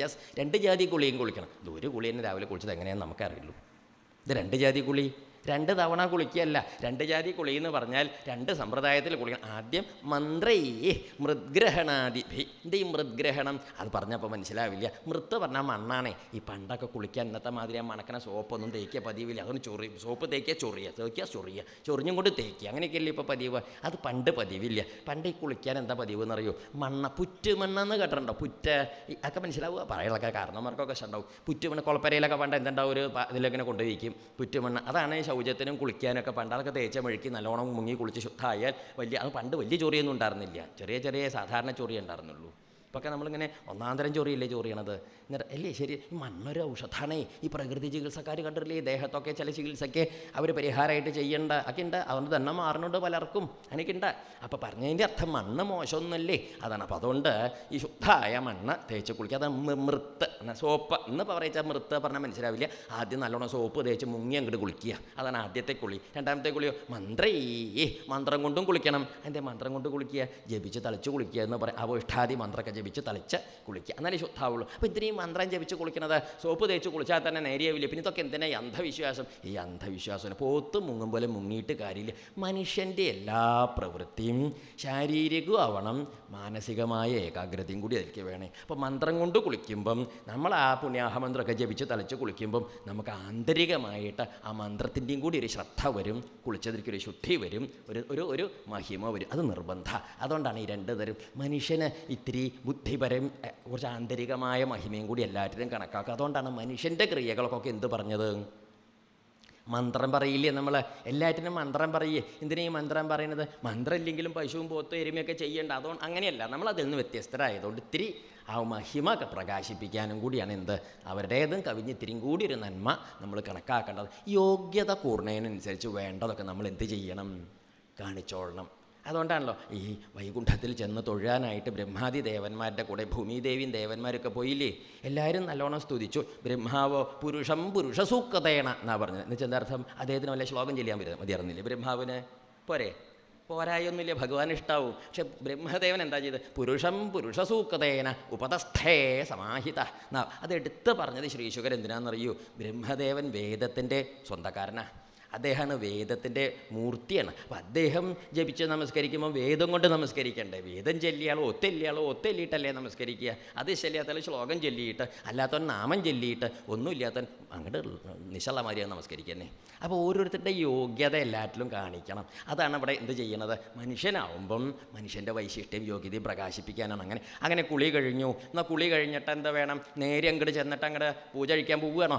അത് പറ്റില്ല, അങ്ങനെ പറ്റില്ല. എന്നാൽ എന്താ വേണ്ടത്? സന്ധ്യോപാസ്ത്യാദി കർമാണി വേദേനാചോദിതാനിമേ.